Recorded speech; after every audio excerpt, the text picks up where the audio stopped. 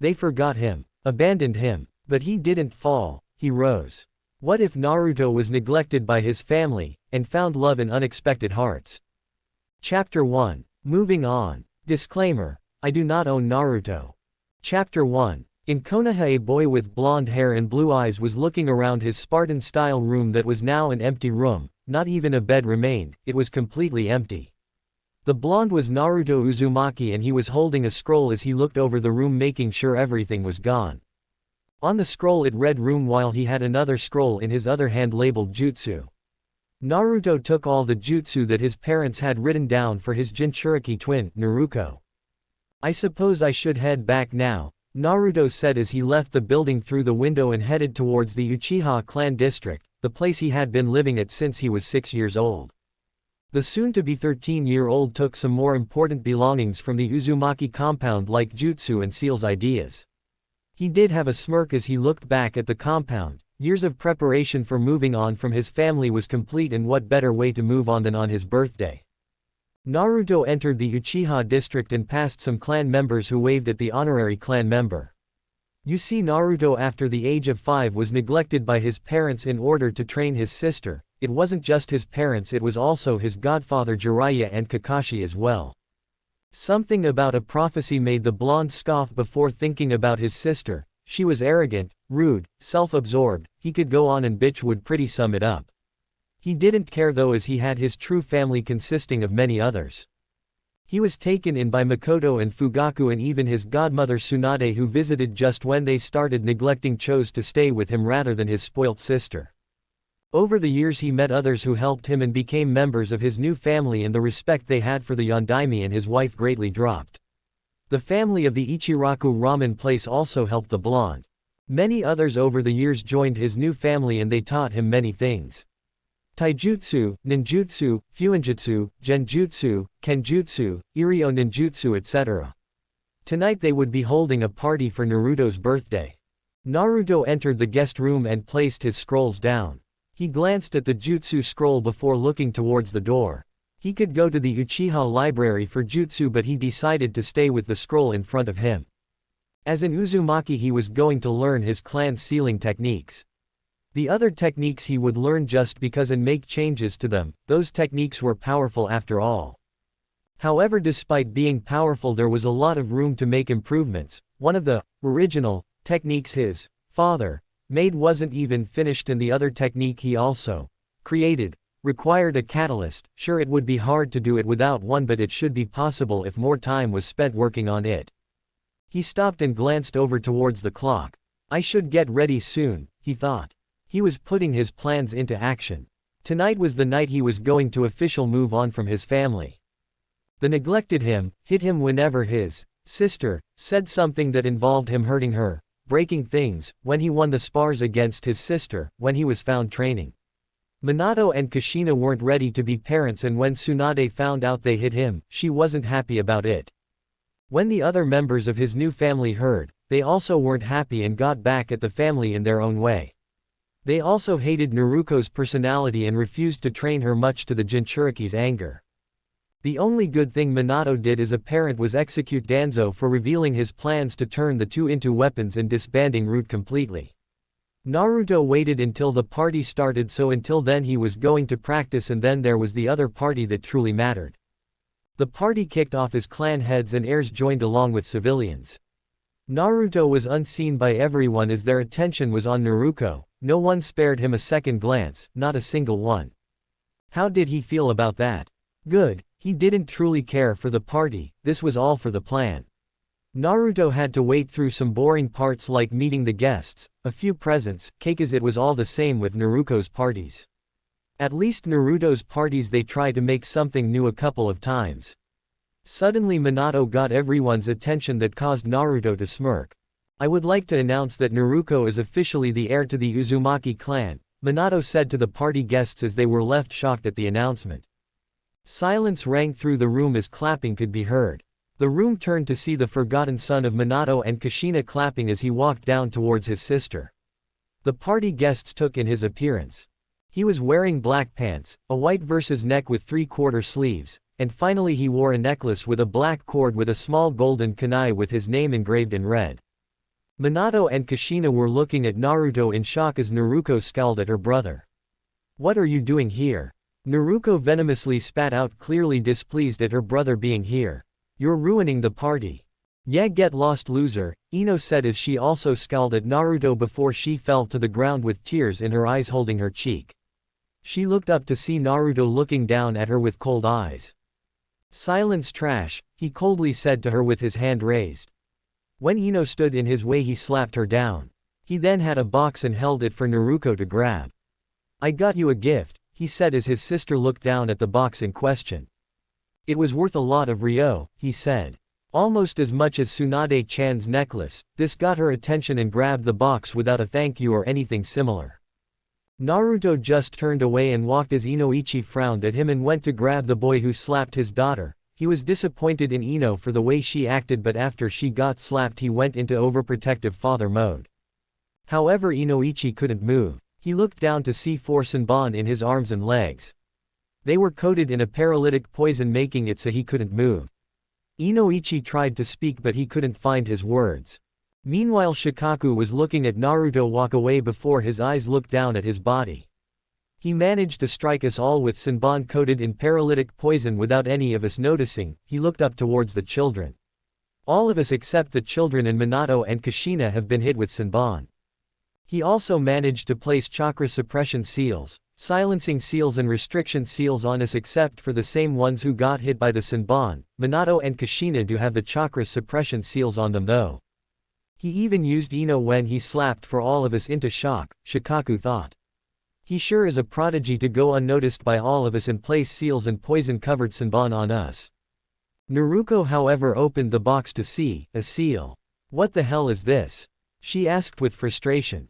"It's a seal," Minato said looking down at it. "Try pushing chakra into it.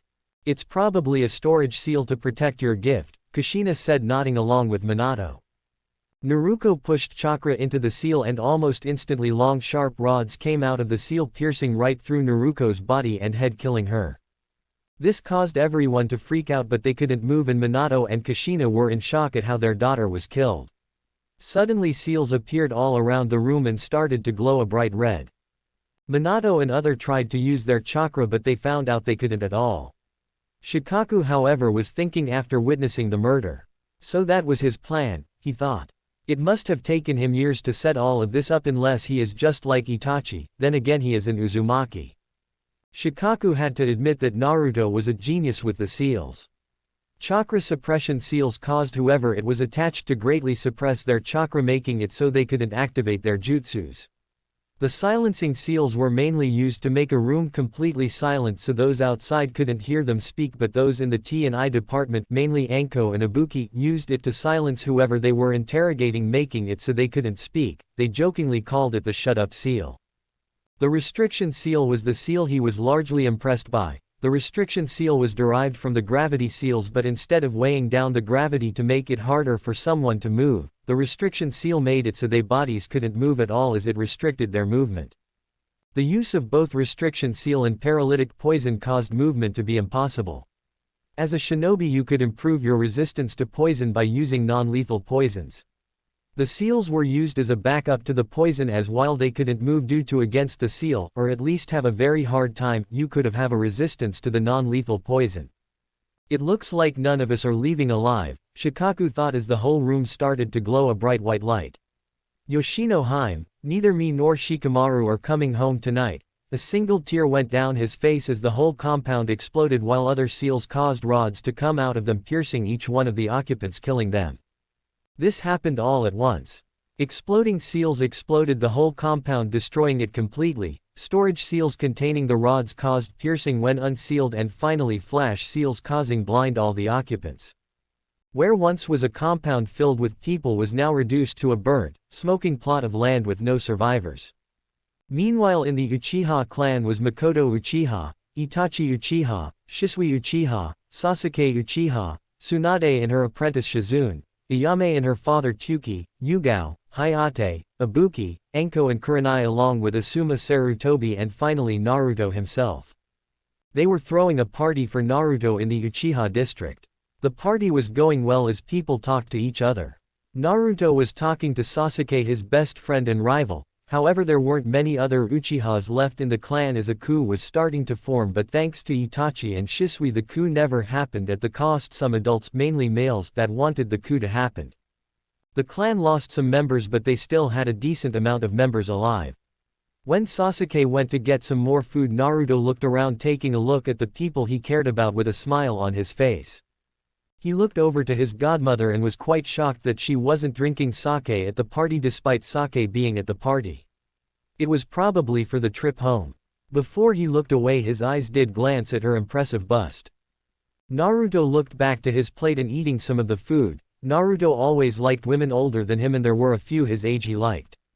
Actually, all of the women in the room he had sexual attraction to. You could blame Jiraiya and the Ika Ika series, or you could blame Minato and Kushina's neglect causing Naruto to become attached to others who showed him more parental love. Either way, Naruto didn't care what people would think if they found his preferred taste in women. His eyes went over the other females of the room while passing over the males while waiting for Sasuke to return. He wondered what would happen if Sasuke ever found out that he has a crush or attraction to Mikoto. Mikoto was now a widow due to Fugaku's death, and Naruto was one of the people to comfort her. Mikoto said she wasn't going to go back into the dating game anytime soon. Deep down, Naruto smiled. He was torn when it came to Mikoto. She was a mother figure to him more than his real mother. He would admit that she was attractive and was a little jealous of Fugaku, but he saw Fugaku as a father. He may be a little strict, but he did show that he cares, and that was what torn him. One hand, he didn't want to be with Mikoto, or at least try to be with her in respect for his father figure, and on the other wanted to be with Mikoto. And the thing was, it wasn't just only Mikoto. There was a room full of them, remember? Naruto sighed. 4 people he wanted to turn up couldn't due to a mission, and they were Rock Lee, Tenten, Neji Hyuga and Might Guy. Team 9 was older than them by a year, and they would be graduating later during the year. Naruto did feel sorry for Guy though, because of what would happen soon. After his plan, Guy wouldn't be the same as before, and he would lose his youth.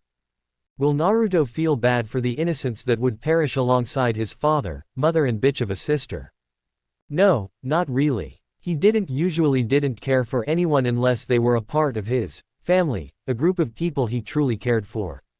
Of course he would meet others he would come to care for, and they would join his family, but until then the only people he cared for was in this room, and 4 outside somewhere.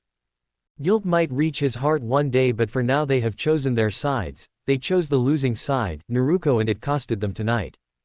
Sasuke came back to the table with more food and talked with his mother and brother before coming back after seeing Naruto look out the window towards his family's home.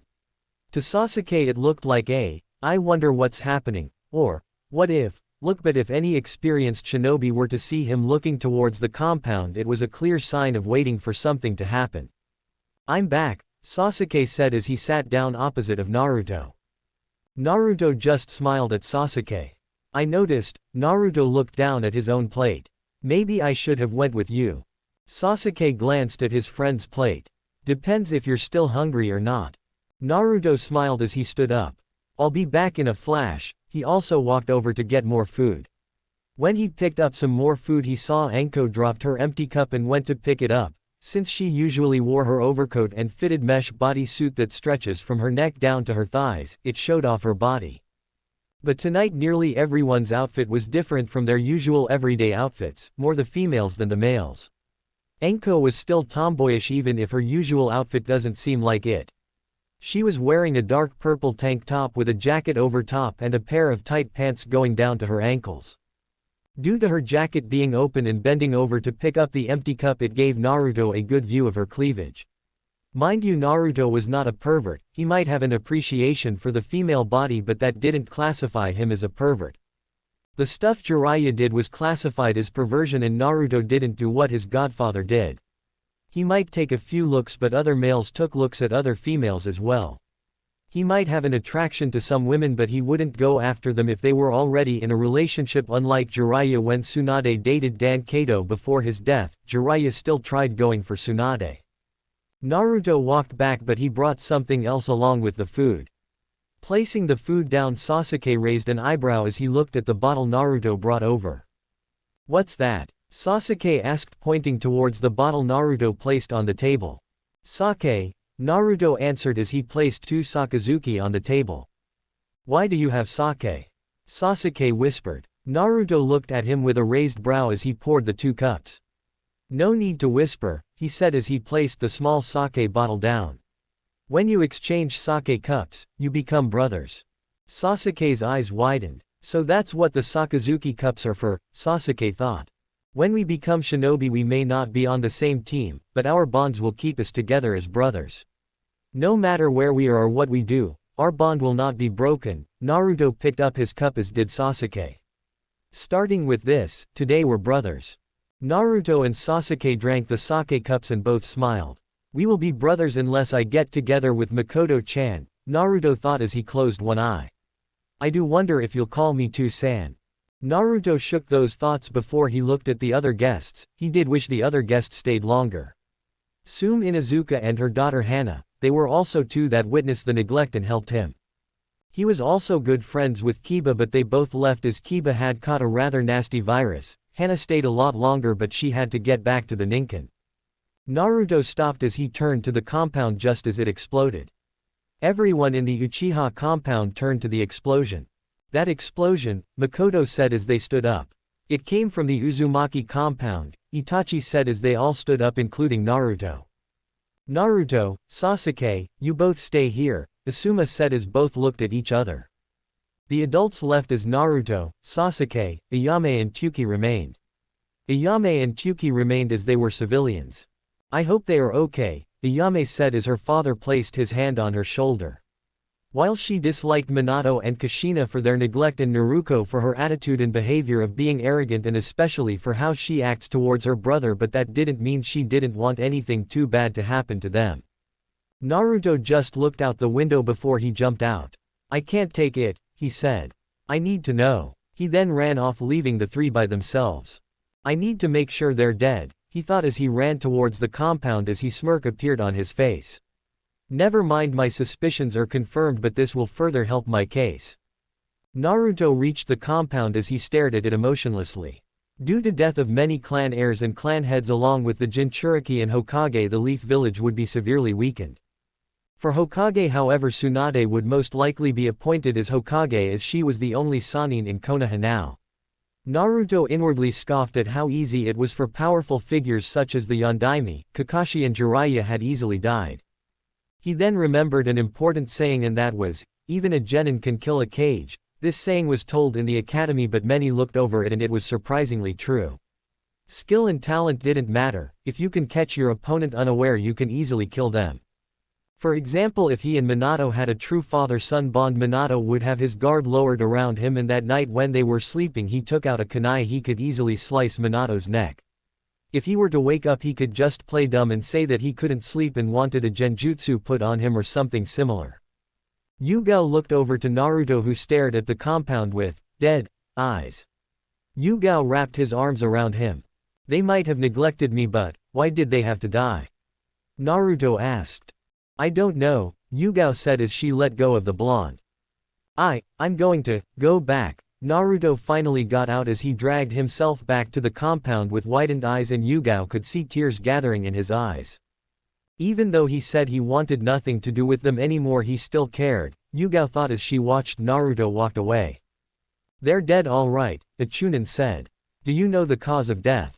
Another Chunin asked. Negative, the Chunin replied. Tsunade looked at the compound now gone, leaving no survivors. Everyone who attended died. Was this an assassination attempt? She wondered aloud. This information if leaked could cause Iwa to invade.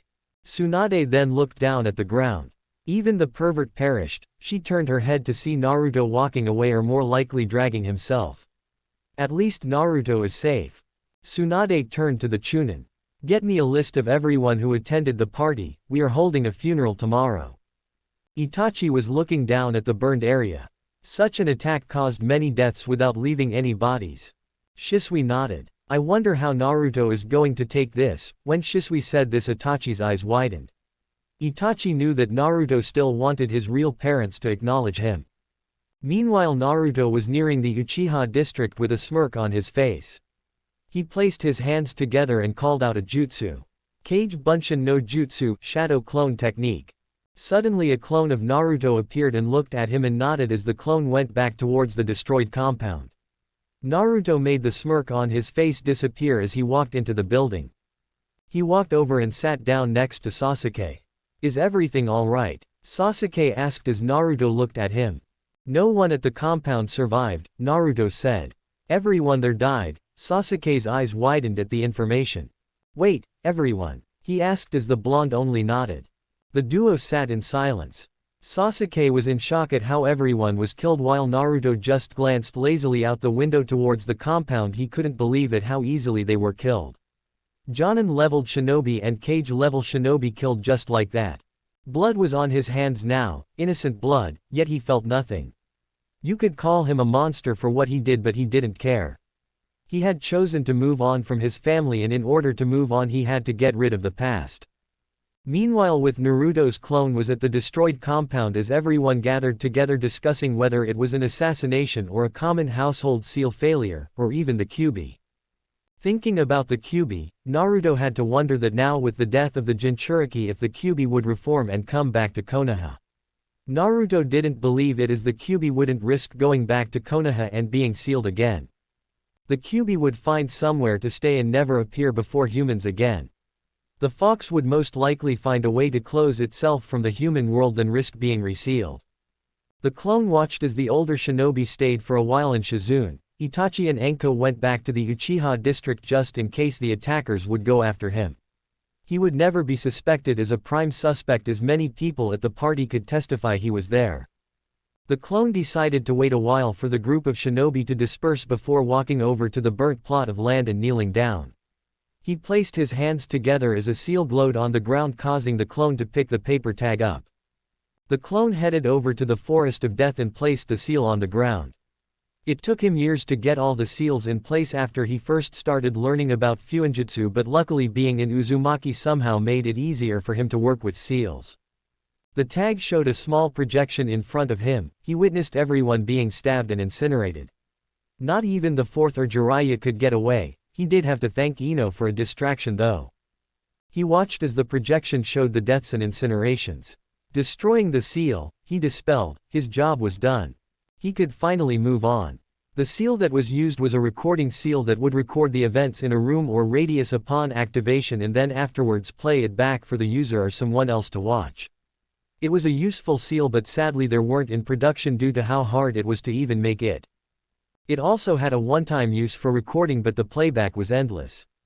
As the seal was now destroyed, all evidence was gone. Naruto stayed in the safety of the Uchiha clan for the night, but he had to go into hiding as they assumed he might be next. Days passed before Naruto was allowed to go back to the academy. He did attend the funeral however before he went into hiding. There are multiple graves for each person. Minato Namikaze, Kushina Uzumaki, Naruko Uzumaki, Shikaku Nara, Shikamaru Nara, Inoichi Yamanaka, Ino Yamanaka, Hinata Hyuga, Hiyashi Hyuga, Choji Akamichi, Choza Akamichi, Kakashi Hitaki, Jiraiya, Sakura Haruno and Kazashi Haruno. These were the ones who perished. The only surviving clan heirs were Naruto, Sasuke, Kiba and Shino. There were other clans with heirs that survived, but the four were the ones that chose not to go to the party. Naruto and Shino's friendship was a weird one. Naruto and Shino would hang out, but Shino didn't go to parties. During the funeral, Naruto did comfort the people there. Mebuki Haruno, the mother of Sakura, Yoshino Nara, the mother of Shikamaru, Hikari Hyuga, the mother of Hinata and Hanabi, and lastly Amiko Yamanaka, the mother of Ino. These four were comforted by Naruto. Yoshino cried on his shoulder, Mebuki wept as Naruto held her close, Hikari held Hanabi close as Naruto held her, and Amiko, despite being a calm and collected individual, broke down in his arms. Mebuki was sick the day of the party. Yoshino and Amiko decided not to come and chose to spend the night together. Hikari chose to stay at home with Hanabi. After the funeral, Tsunade, as his godmother, took him into the Senju compound where he lived with her in Shizune. He asked what would happen to Hikari and Hanabi as he knew of the clan's cursed seal, but sadly Tsunade didn't know, so he then proceeded to ask Hikari and Hanabi if they would have liked to stay at the Senju compound in case they decided to place the seal on them. Happy to say they agreed, but they wanted to wait until the cursed seal was certain. Hanabi attached herself to the blonde after a few days and started to kill him Nisan. He also went other to the Akamichi clan and comforted Cho Akamichi, the mother of Choji. Cho after the funeral headed straight home and never left her room. Luckily Naruto managed to get her out of it. He wasn't going to take advantage of their weakened state or walk into their life and instantly becoming their lover. He wasn't like Jiraiya who actually had the nerve and asked Tsunade out on a date on the very same day of Dan's funeral. He was a monster with blood-soaked hands. He was a murderer, a psychopath, a cold-blood killer, a kinslayer. He committed great crimes, the murder of his sister, father and mother. The murder of children around his age, the murder of many adults, many clan heirs and heads killed so easily. He was a true monster, maybe on par with Orochimaru himself. Did Naruto feel regret? Did he feel guilty over the deaths? No, he did not. He held no guilt, no remorse. He was a cold-hearted monster. As he said before they chose their side, he never had second thoughts about it. He wondered if the guilt would come rushing in, but it never came. He held no care for the people who perished alongside his family. As he said before, he only held compassion for those within his little group, his true family. In the future more would join his family, but until then he was content with his family as it was. Now that Naruto was able to go back to the academy, he was currently sitting in a class as their teacher Suzume was teaching the class. Suzume mainly taught females, but she did teach a class full of males as well. Naruto glanced out the window to see the fifth Hokage's head being crafted into the monument. Tsunade was vastly stronger than Minato. Tsunade had super strength, medical skills and of course her summons. Minato, whilst being a Kage, was, in Naruto's opinion, one of the weakest Kage. Minato had the Hiraishin, flying thunder god, and the Rasengan, spiraling sphere, both being taken from someone else. The time-space ninjutsu taken from the second Hokage Tobirama Senju and the Rasengan from the Bijudama tailed beast ball. The same could be for seals. Whilst learning time-space fuinjutsu, his sealing techniques were more akin to that of the Uzumaki style of sealing. Hell, the Uzumaki clan was the ones responsible for creating the Shiki Fujin, dead demon-consuming seal. Naruto was happy that Tsunade was Hokage and he was happy that she was his official guardian. While he saw Mikoto as a mother, he also saw Tsunade as a mother as well, and both did a better job than Kushina.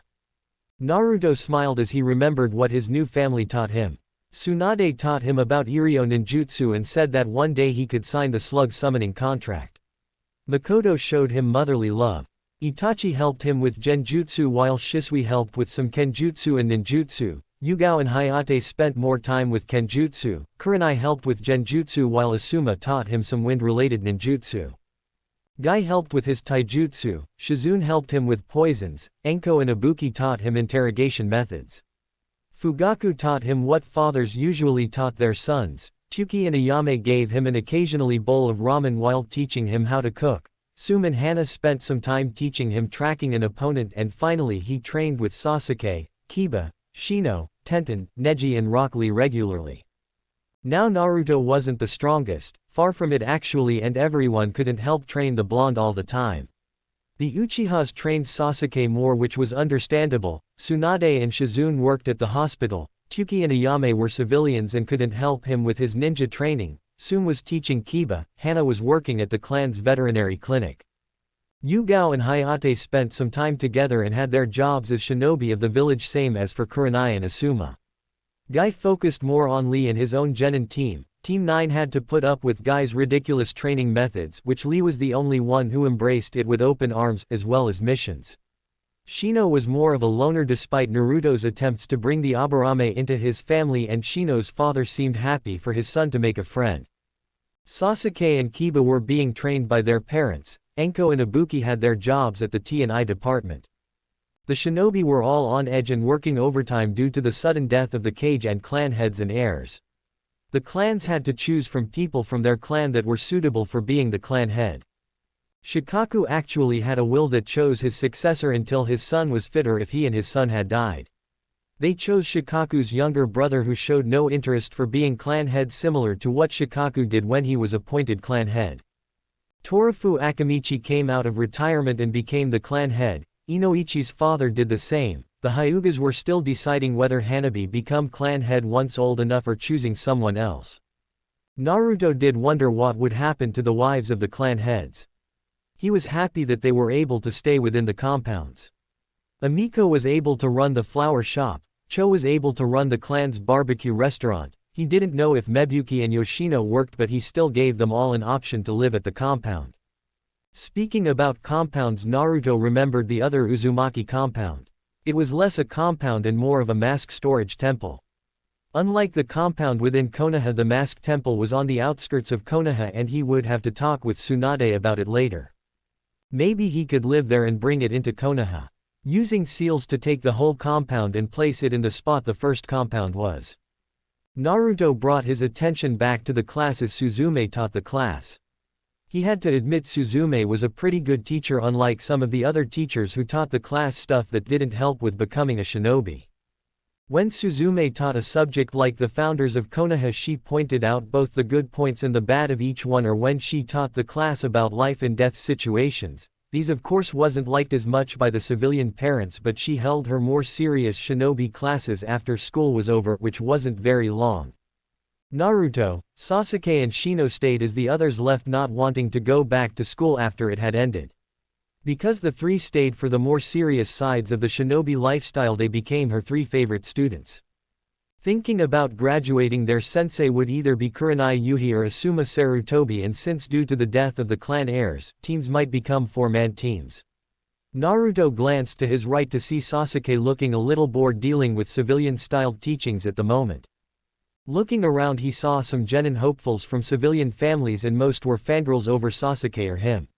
Naruto felt a little annoyed when people felt sorry for him when he felt fine. When they asked why he was smiling even after the horrible tragedy of Konoha, he replied that his family didn't want him to sulk in the past and continuing walking into the future.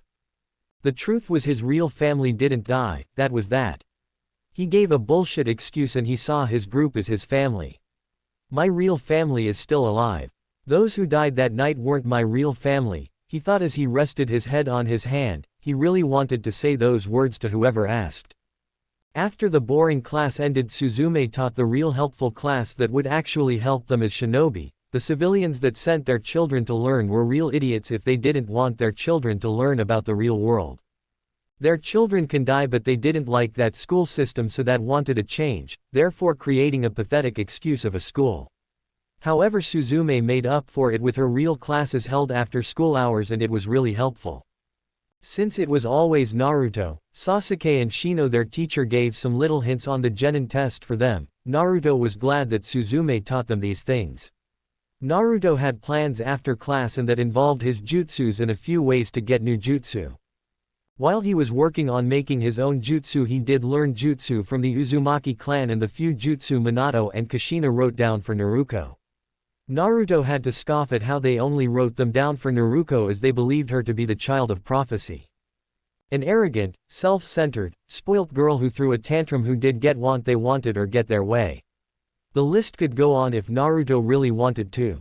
Would you want someone like that to become the savior or destroyer of this world?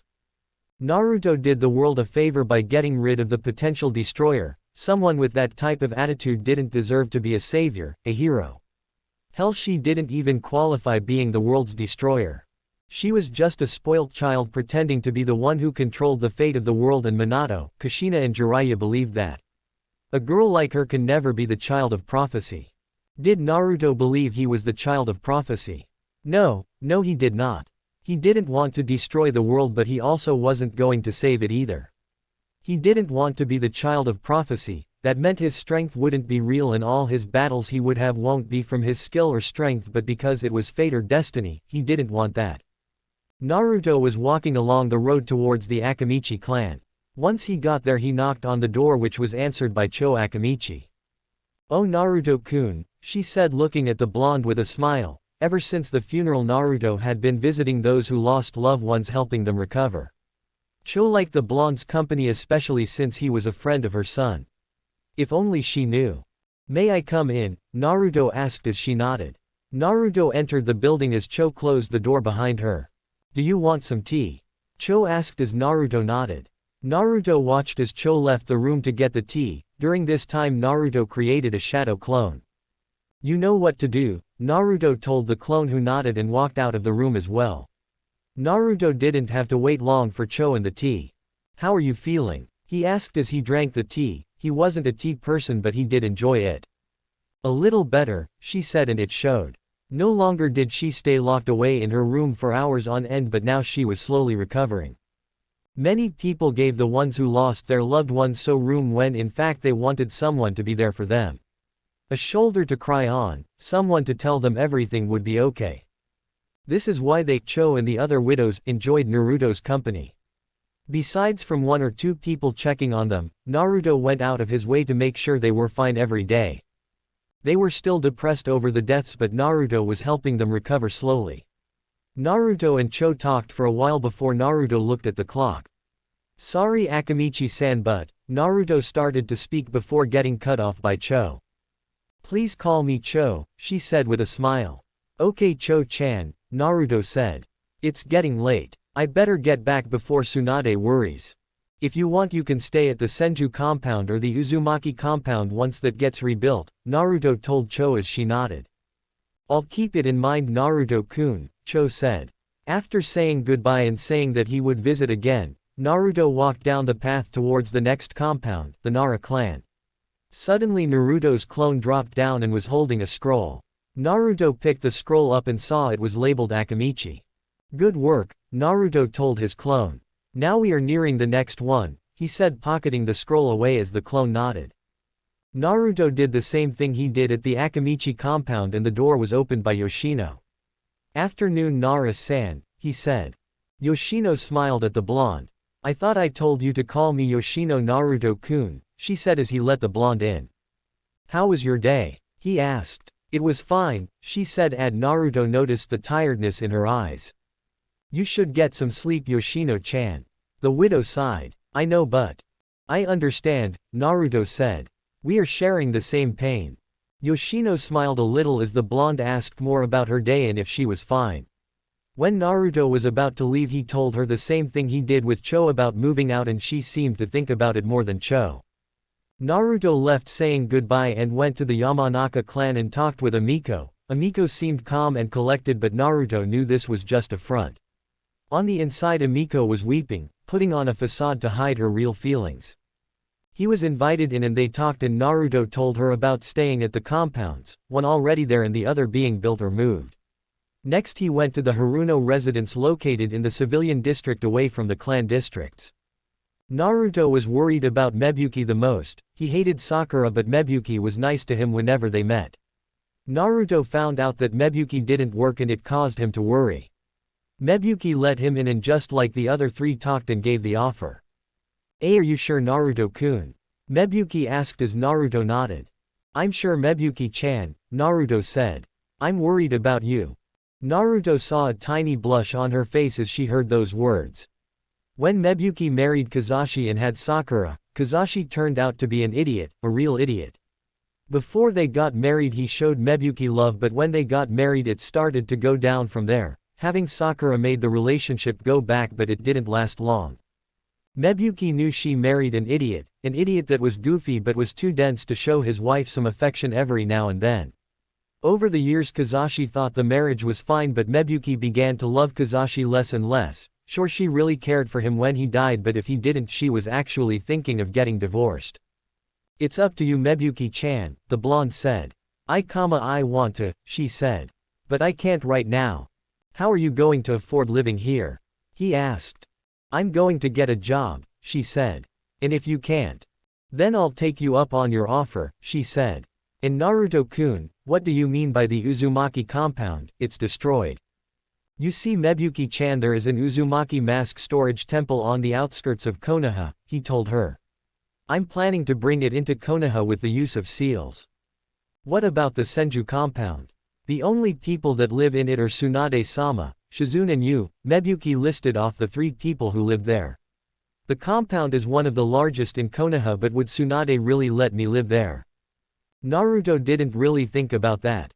If I play my cards right then it should be fine, he thought. I'll talk to her about it, besides it's very lonely there and needs more people in it.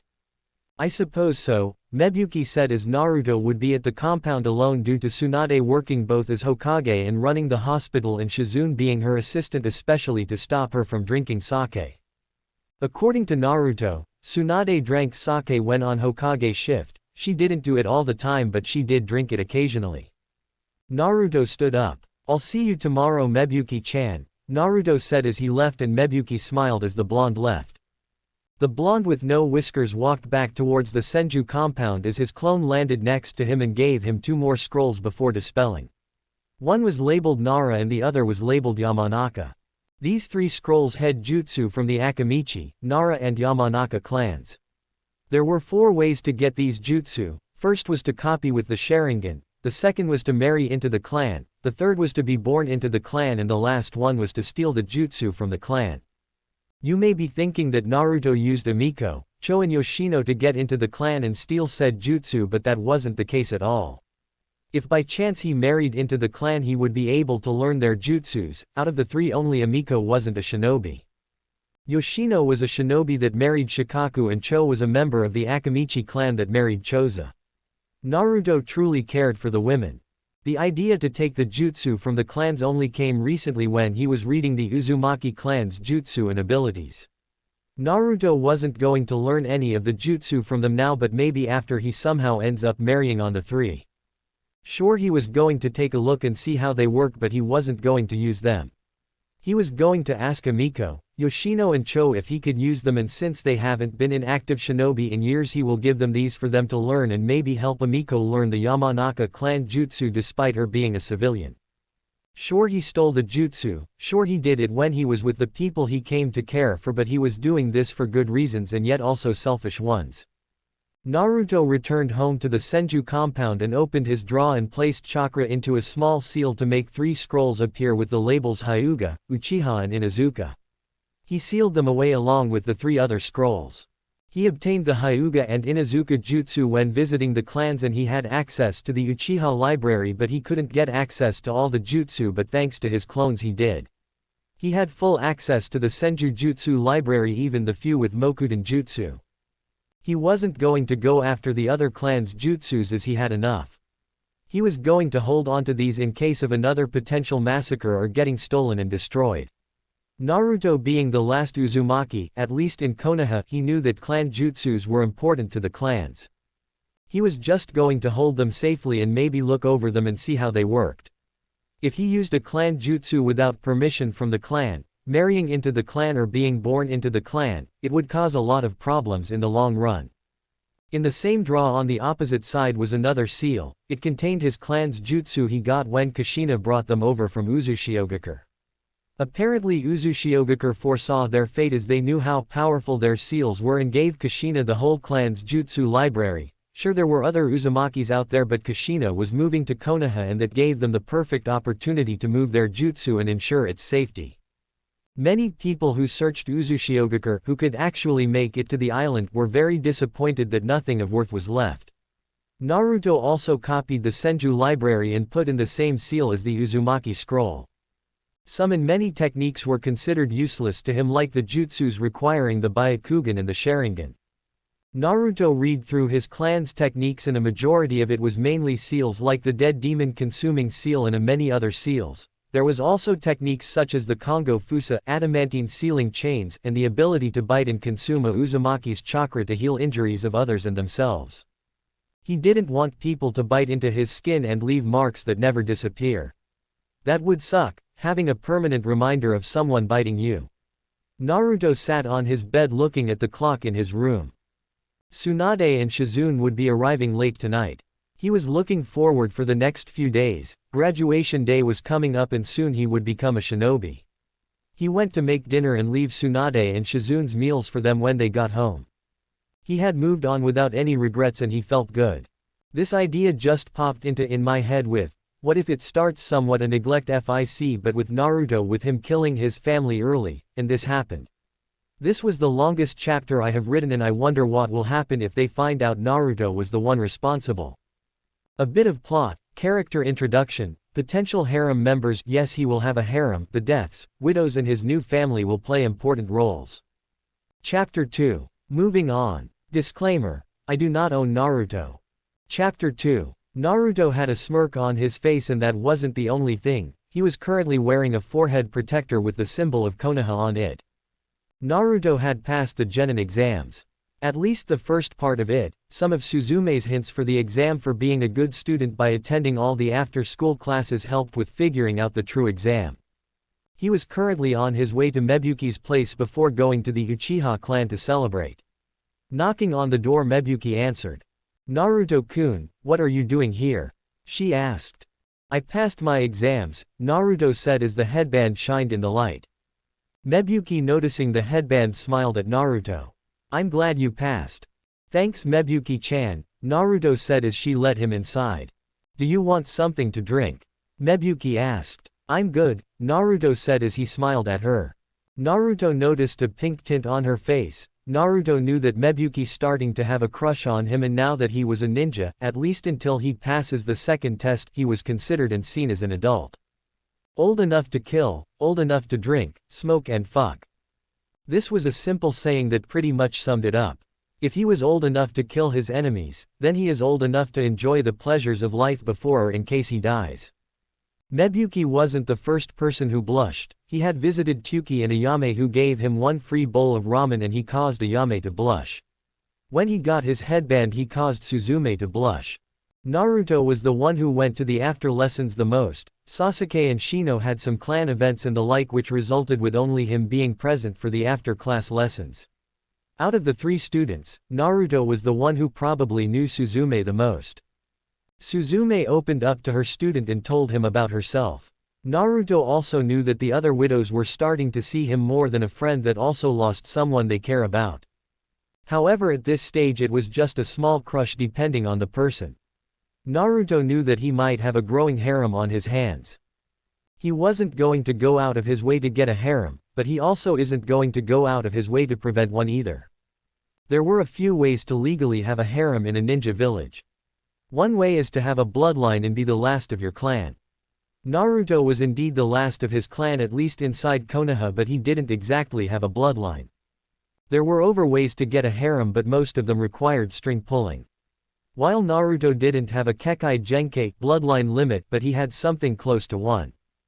During the days he was reading the Uzumaki scroll and was currently learning the techniques first as they were his clan. The adamantine sealing chains used a special chakra. Naruto didn't know what chakra this was, but he managed to make a small chain come out of his palm. It wasn't anything great, but he did it. He had the special chakra of the Uzumaki clan.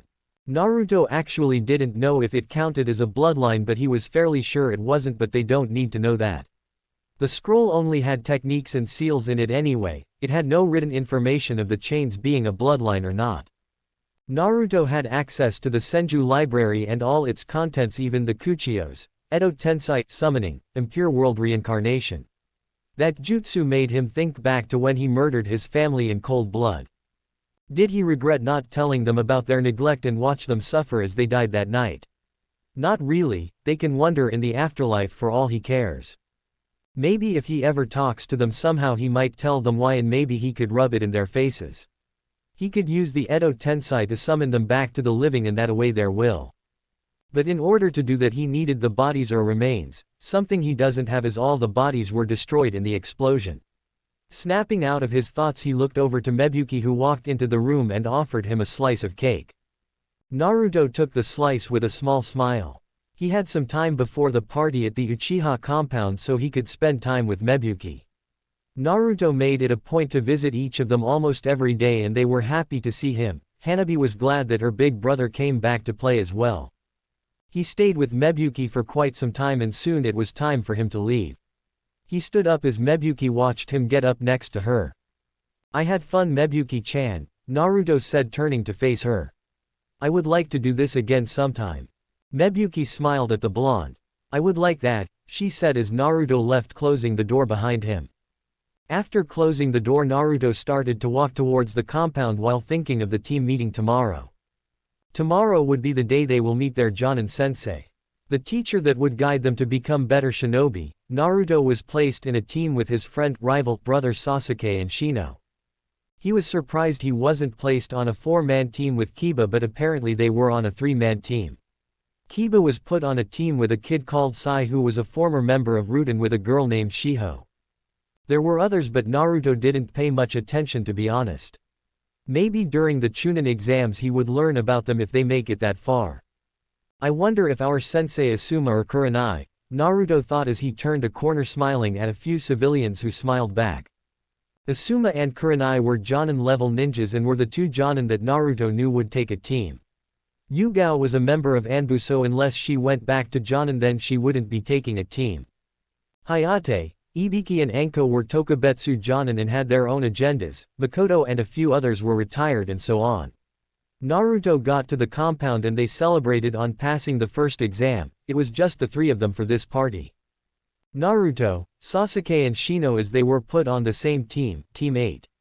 They decided to tell them their teams the same day and they will meet their sensei tomorrow. A lot has changed in the academy after the attack, yet still the same in a way. As Sasuke and Shino talked, as Naruto listened and as his eyes caught glimpse of Mikoto walking down a hall, Naruto smiled as he waved when she saw him, causing her to wave back. Mikoto continued walking down the hall with Naruto's eyes glued onto her ass before she turned and disappeared from view. Luckily Sasuke and Shino didn't notice. That would be awkward, and he already explained himself when it came to looking. So how are we going to get past the second exam? Sasuke asked as the last Uzumaki and the Aburame took on thoughtful expressions. Well, it depends on who our sensei is, Naruto said. I agree it could be different each time, Shino added. But I bet it has something to do with teamwork, Naruto said again. Then again, there are always teams of 3, the Uchiha said. How about we advise a combat plan? Shino asked the 2 who looked at each other and nodded. They spent some time there planning before Naruto and Shino walked home. Shino was the next person to leave as they by the compound. See ya Shino, Naruto said as Shino nodded. Stay safe Naruto-san, Shino said emotionlessly before walking into the compound. Naruto eventually entered the Senju compound with a smile as Shizune welcomed him. Ah Naruto-kun, you passed, she said with a happy tone, noticing his headband. Tsunade, who was sitting at a table, smiled as she poured sake.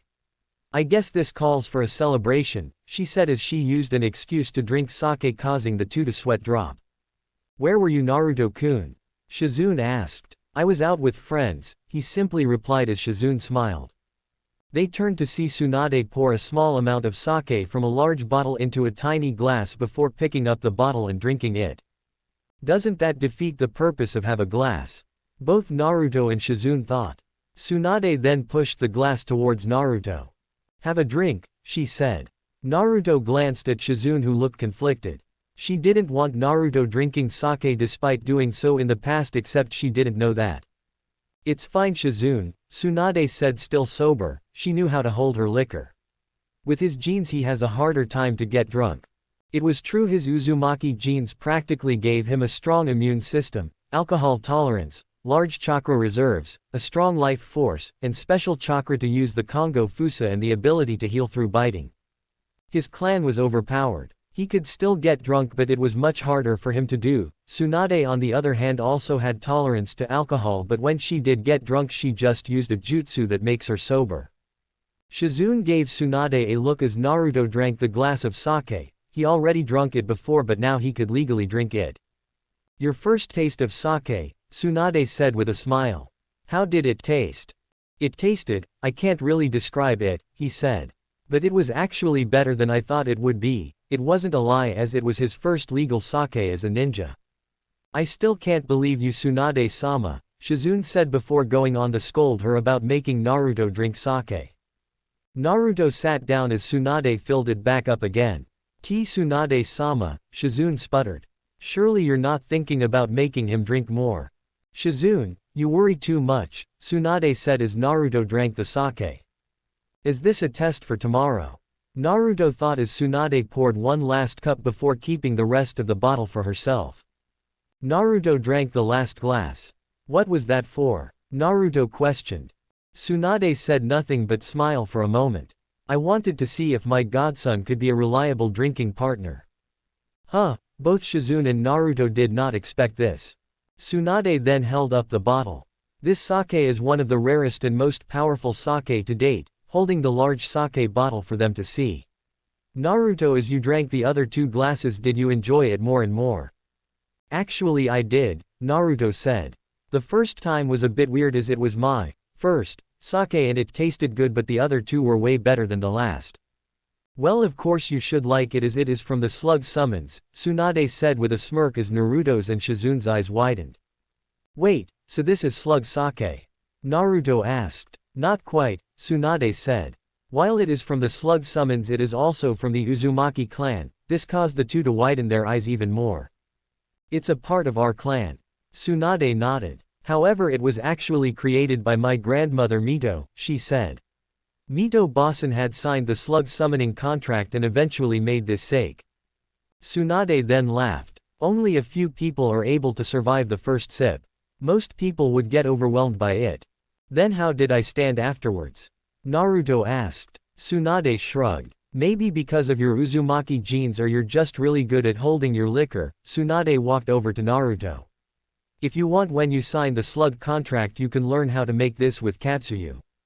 Naruto glanced at the sake. It wasn't clan sake but in fact created by a clan member, given to Tsunade and given to him. It was apparently really strong, but he and Tsunade seemed to withstand the effects of the sake. It probably was his genes. He never gotten drunk before, but he always stopped after a while. Maybe he had built up some alcohol tolerance due to the sake he drank in the past. Well, whatever the reason, he didn't care much. He then thought of the summons. He'd probably be signing the contract after the true test. He truly wanted to sign the contract with the slugs, and he met Katsuyu once and she was probably one of the nicest boss summons he would meet. He had seen Gamabunta talk with Jiraiya a few times, and the only one the toad had any respect for was Minato. Not even Naruto gotten any respect from the toad. He was a little worried about the toads. After the death of his family, the toads could go to him and ask him to sign the contract with them if they thought he was the child of prophecy, which he isn't and never will be. He didn't want to sign their contract due to some old toad or because his family signed it. He was signing the slug contract and that was final. So Katsuyu and your grandmother made this sake? Yep, however I'm not good at making it with her like Mito Bossen, Tsunade said. It however also has a good healing property if you're injured, but if you do have an injury it will make you drunk much faster. That's some powerful sake, Shizune said. Healing sake. Naruto wondered how that was possible.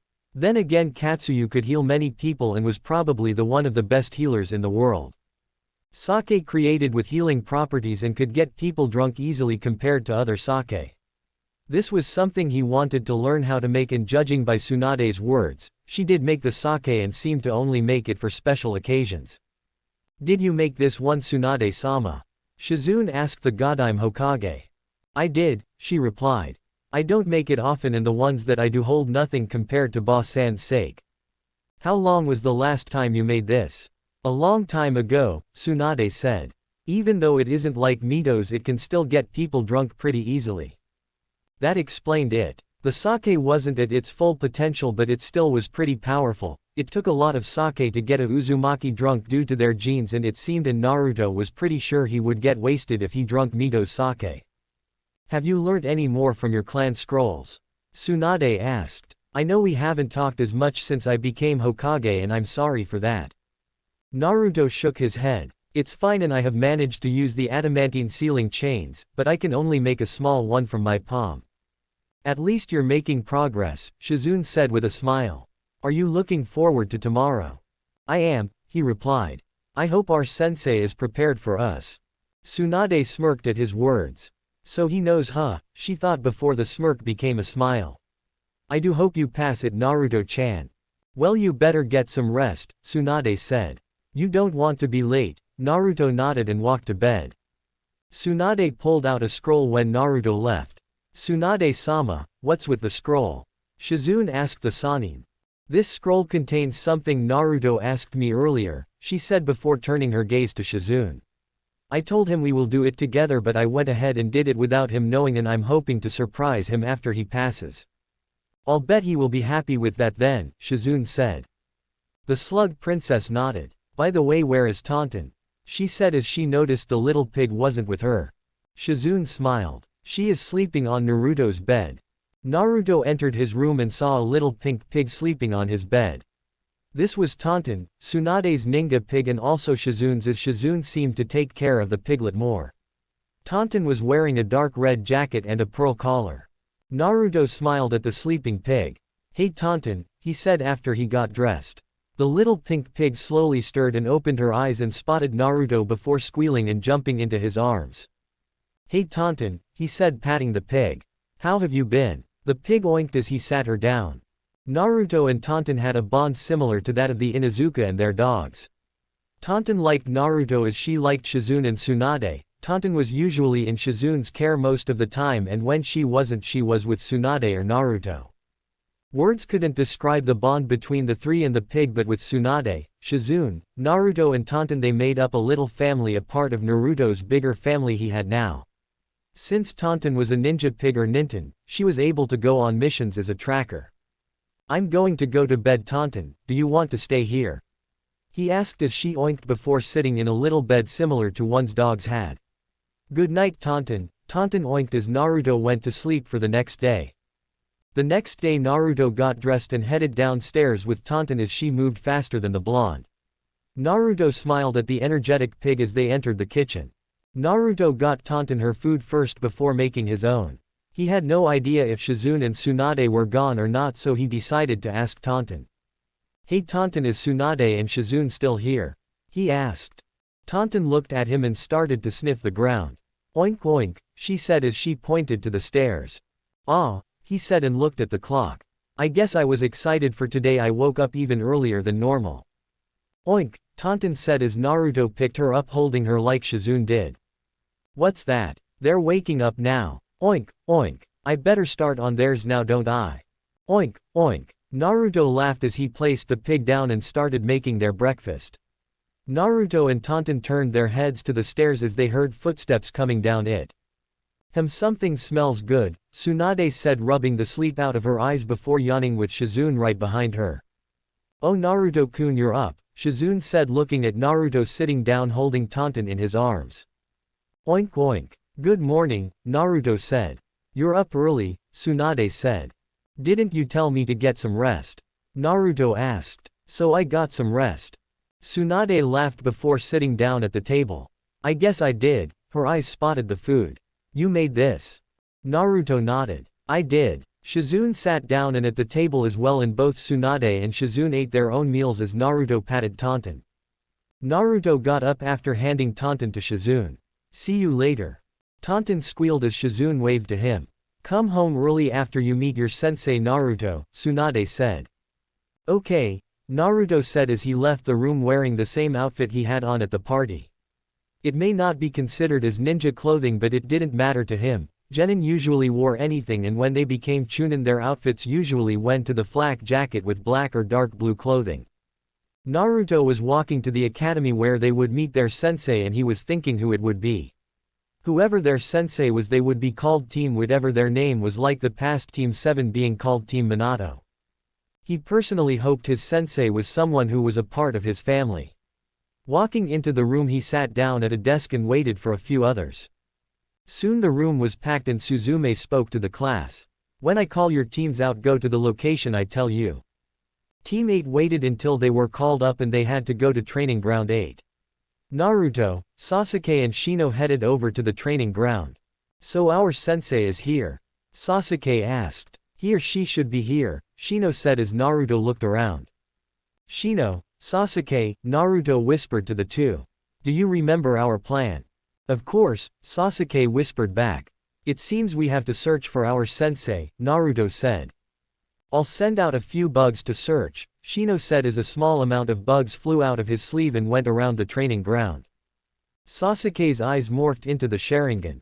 Let's go look for our sensei, Sasuke said as the two nodded. My Kikaichu have found some chakra, Shino said as the three went into the general direction. Whereabout is it? Sasuke asked. In the trees, Shino replied as Sasuke looked up in the trees. Our sensei is hiding in a weak genjutsu, Sasuke said. Our sensei is on the run.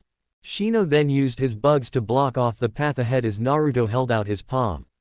Kongo Fusa adamantine sealing chains, Naruto said as a chain shot out from his palm.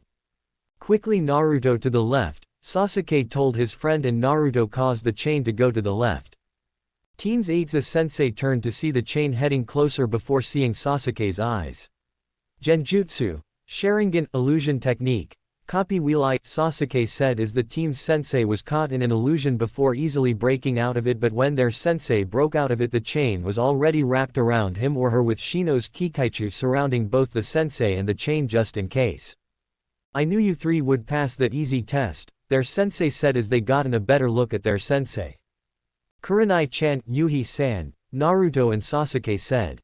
Kurenai smiled and Naruto noticed her outfit.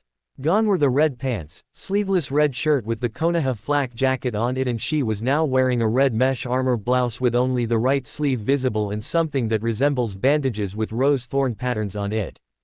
You three have shown teamwork in locating me and capturing me, she said. So this was another test? Shino asked. Yes, that test was to check if you three could work together, Kurenai said. You three have passed the test I have set up for you, congratulations, you three are now official ninjas. The three smiled and Naruto smiled seeing as a member of his family was his sensei. Now that we are official a team we will be beginning missions tomorrow, today we will practice teamwork exercises and formations, Kurenai told the genin. Naruto held a groan at the missions they would be doing. They would start with D-rank missions were usually odd jobs and chores like babysitting and fence painting. However, the reward for D-rank missions were between 5,000 Ryo and 50,000 Ryo.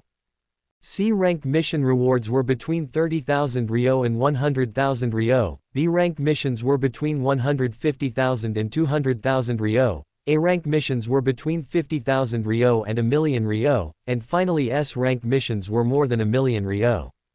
Life as a ninja was well set with payment like that, but D-ranking missions were usually given by civilians at the lowest price possible unless they were rich or generous. Team 8 or Team Kurenai trained in becoming a tracking and capturing team, which the Sasuke's Sharingan, Shino's insects and Naruto's seals, clones and chains. Naruto wondered if he could bring Taunton with her tracking skills. Kurenai said he could bring Taunton if it was alright with Tsunade and Shizune, and of course depending on the mission. Taunton was also pretty strong as he has seen her carrying large boxes full of medical equipment. Naruto was currently working on producing 2 chains but so far could only make 1. Afterwards he worked on his Fuinjutsu, the Uzumaki Fuinjutsu just came naturally to him. Besides from the Uzumaki just you and seals he started on his father's jutsus, they techniques were useful and shouldn't go to waste. He wasn't not going to use them because he hated his father of the fact his father copied another technique to create it. He would change them to set his own style, and he had gotten a few ideas for jutsu that he wanted to make as well. He brought the jutsu scroll his father made for Naruto with him that held his father's techniques, which wasn't a lot. Jiraiya didn't add any techniques to the scroll, and Kushina's jutsu were all the clan jutsus and were still in the Senju compound. The only techniques written down by Minato were the Hiraishin and its many variations, the Rasengan and the workings and teachings of both techniques. The other techniques Minato learned was from Jiraiya or from the Shinobi library, which contained jutsu for a ninja, and some were off limits depending on your rank. E-rank were available for academy students and usually taught in the academy, D-rank were available for genin, C-rank jutsu were usually for chunin level, B-rank were both chunin and jonin level, A-rank was for both jonin and kage level, with S-rank being for highly experienced jonin and kage level shinobi. Taking the small scroll of a few techniques he pocketed it and went to see how Sasuke and Shino were doing. Naruto was trained first as he was already trained by Kurenai before he became a ninja. After evaluating his skill with genjutsu she went on to Shino and Sasuke. He could work on his other skills but he decided against it. When training his taijutsu and kenjutsu he learnt the basics of handling a sword and using of one and throwing proper punches and kicks, as well as learning useful techniques. Despite being skilled in multiple areas and having a wide selection of jutsu to choose from, Naruto knew he wasn't the strongest. There were many people in the village much stronger than him. Naruto thought she was the strongest for being a Jinchuriki, the daughter of the Hokage, and being trained by the strongest ninja in the village. Naruto did a quick check of his skill set. His ninjutsu was good along with his funijutsu. His taijutsu was also good but needed more improvement. He needed to practice his kenjutsu more along with his genjutsu and iryo ninjutsu. His iryo ninjutsu would be worked on once he signed the slug contract. He could track but not as good as a member of the Inuzuka clan or Tonton, and he couldn't really practice interrogating someone, and his poisons were currently limited to lethal and paralytic. Even though Shizune only taught him paralytic, she would probably freak out if she knew he studied lethal poisons before graduating. Naruto checked his poison, senbon, shuriken and kunai from his pouch. He needed to go shopping for poison and some medical herbs soon. Naruto watched as Sasuke trained with Kurenai before she moved on to train with Shino before they were issued a break. Naruto walked over to Sasuke. "Here, I got you something." Sasuke looked to see Naruto hand him some bracelets with kanji on them. "What is this?" he asked his rival friend. "Put them on first," Naruto said as Sasuke put them on. "Now put both hands over them and place chakra in them, or just touch them with chakra." Sasuke, doing as told, placed his hands over the seals on the bracelets, and suddenly shuriken came out. Sasuke looked at Naruto, who had a proud look on his face. "I call that the Kuchiyos, Reiko Kenka, summoning, lightning flash blade creation," Naruto said. Sasuke had a deadpan look. "But it's just a storage seal. It's a special ninja tool summon," Naruto told his friend. "It allows you to seal ninja tools like swords, kunai, shuriken and whatever into the seal, and when you summon them, the time between taking the ninja tool out and getting into the right stance is greatly reduced." Sasuke resealed the 2 shuriken before touching both of them and getting the same 2 shuriken and quickly getting into the stance. "You're right, the time is greatly reduced," Sasuke said. "Of course I'm right, and besides it suits your style," Naruto said. "I'm planning on making on for Shino, but I need to figure out his style first. He doesn't require ninja tools if he uses his insects." Sasuke smiled. "Thanks for these, Naruto." Naruto smiled back. "No problem, brother." When he said this, Sasuke remembered them drinking and exchanging sake. Kurenai, who was watching this, smiled at how Naruto given Sasuke something that would help Sasuke's fighting style, and the fact he was going to give Shino something that will help him as well. However, that name seems a little like Minato when he is naming jutsu, Kurenai thought as she sweat dropped at the name of the so-called seal technique. Naruto wondered about Shino's fighting style and wondered what he should give him. Naruto could give Shino the same sealing bracelets he gave Sasuke, as Shino used his bugs in his fighting style. "I have to use something with his Kikaichu, but what can go with it?" Naruto thought. Naruto lied on the soft grass as he watched the clouds roll by in the sky. Fuinjutsu and insects didn't go well. He could place some seals on the bugs or seal some Kikaichu into a storage seal, but that wasn't a good idea. Naruto's eyes widened as he got an idea for a fuinjutsu, since he couldn't write seals on the Kikaichu as they die easily, but he could give Shino a seal to use. He had to work on the seal he planned to give Shino, and he would have to advert his time to making the seal instead of training, but it would be worth it as Shino was a part of his family. As he pulled out his pouch, he reached in and pulled out a small notepad. The notepad contained the jutsu Naruto himself created and his own seals. Naruto started writing down the seal for Shino, and he looked up to see Sasuke sparring against Kurenai with his new bracelets. After they fought, the two both went to pick up the kunai and shuriken that was thrown, and Naruto did check out Kurenai a couple of times before looking towards Shino, who was simply looking at some bugs on a tree. Looking at Shino just gave more ideas for the blonde, who wrote them down. Kurenai then told Team 8 to go back home and get ready for missions for tomorrow. Naruto held a groan as he thought of doing missions. Despite the decent pay for D-rank missions, he didn't like how it was basically chores. He did have a sliver of hope when he thought of the dreaded Tora mission. A mission where genin had to catch Madame Shijimi's cat called Tora, or to the genin the demon cat. However, the bright side of it was the pay, as Shijimi would pay a lot of money for the return of her cat. Naruto walked to the Yamanaka flower shop planning on getting some herbs and poisonous flowers. Entering the flower shop, he spotted Amiko. Amiko spotted him and waved.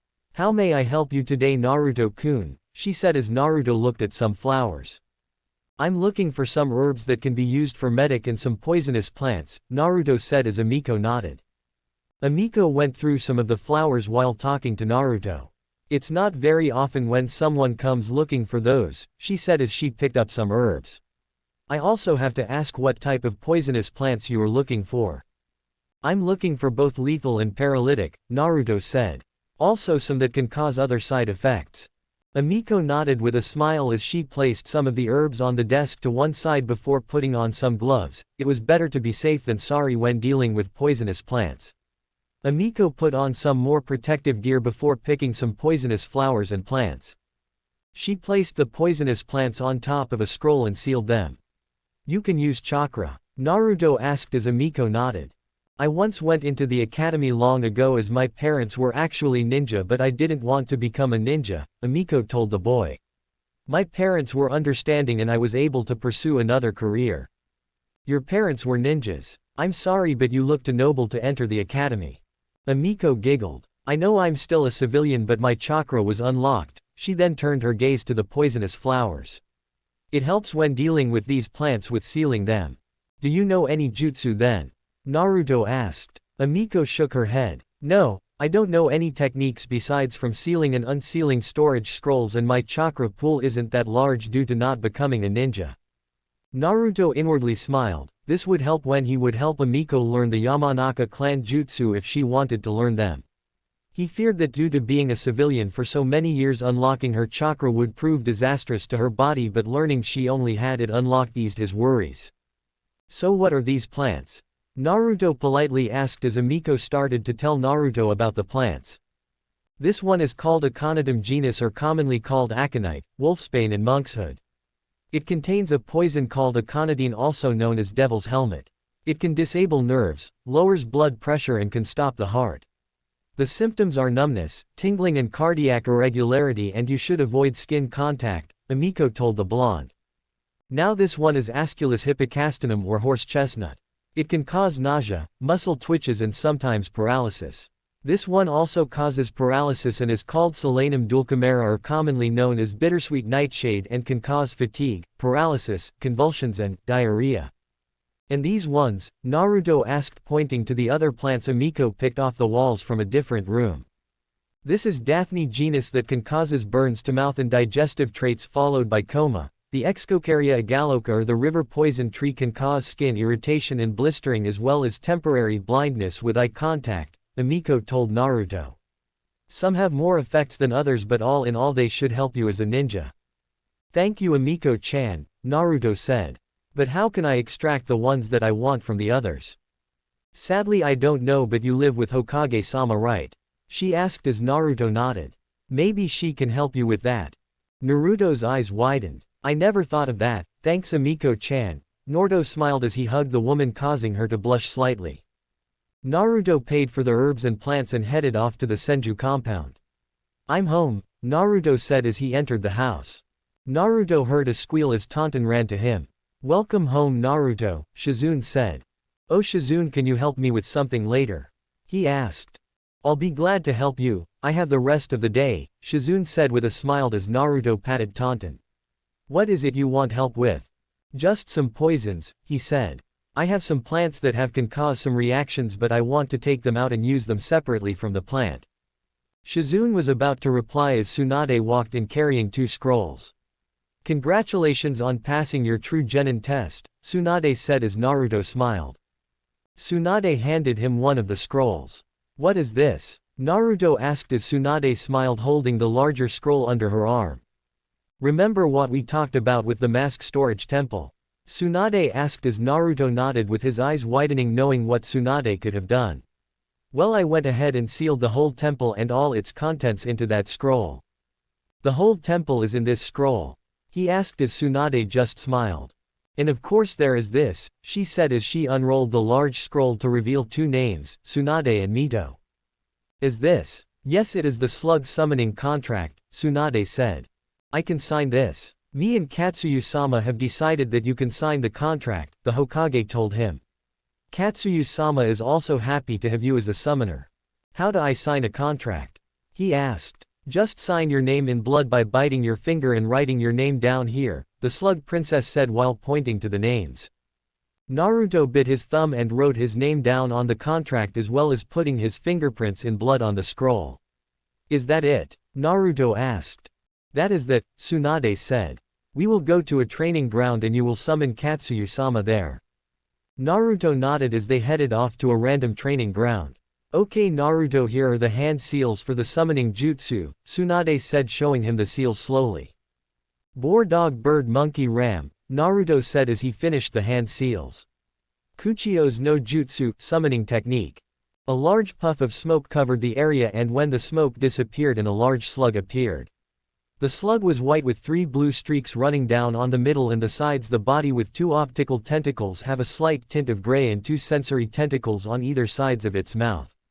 Tsunade-chan, Naruto-chan, I see you have summoned me, Katsuyu said as Naruto nodded. I'm glad you managed to summon me, Naruto-chan. I'm glad I was able to summon you, Katsuyu-sama, Naruto said.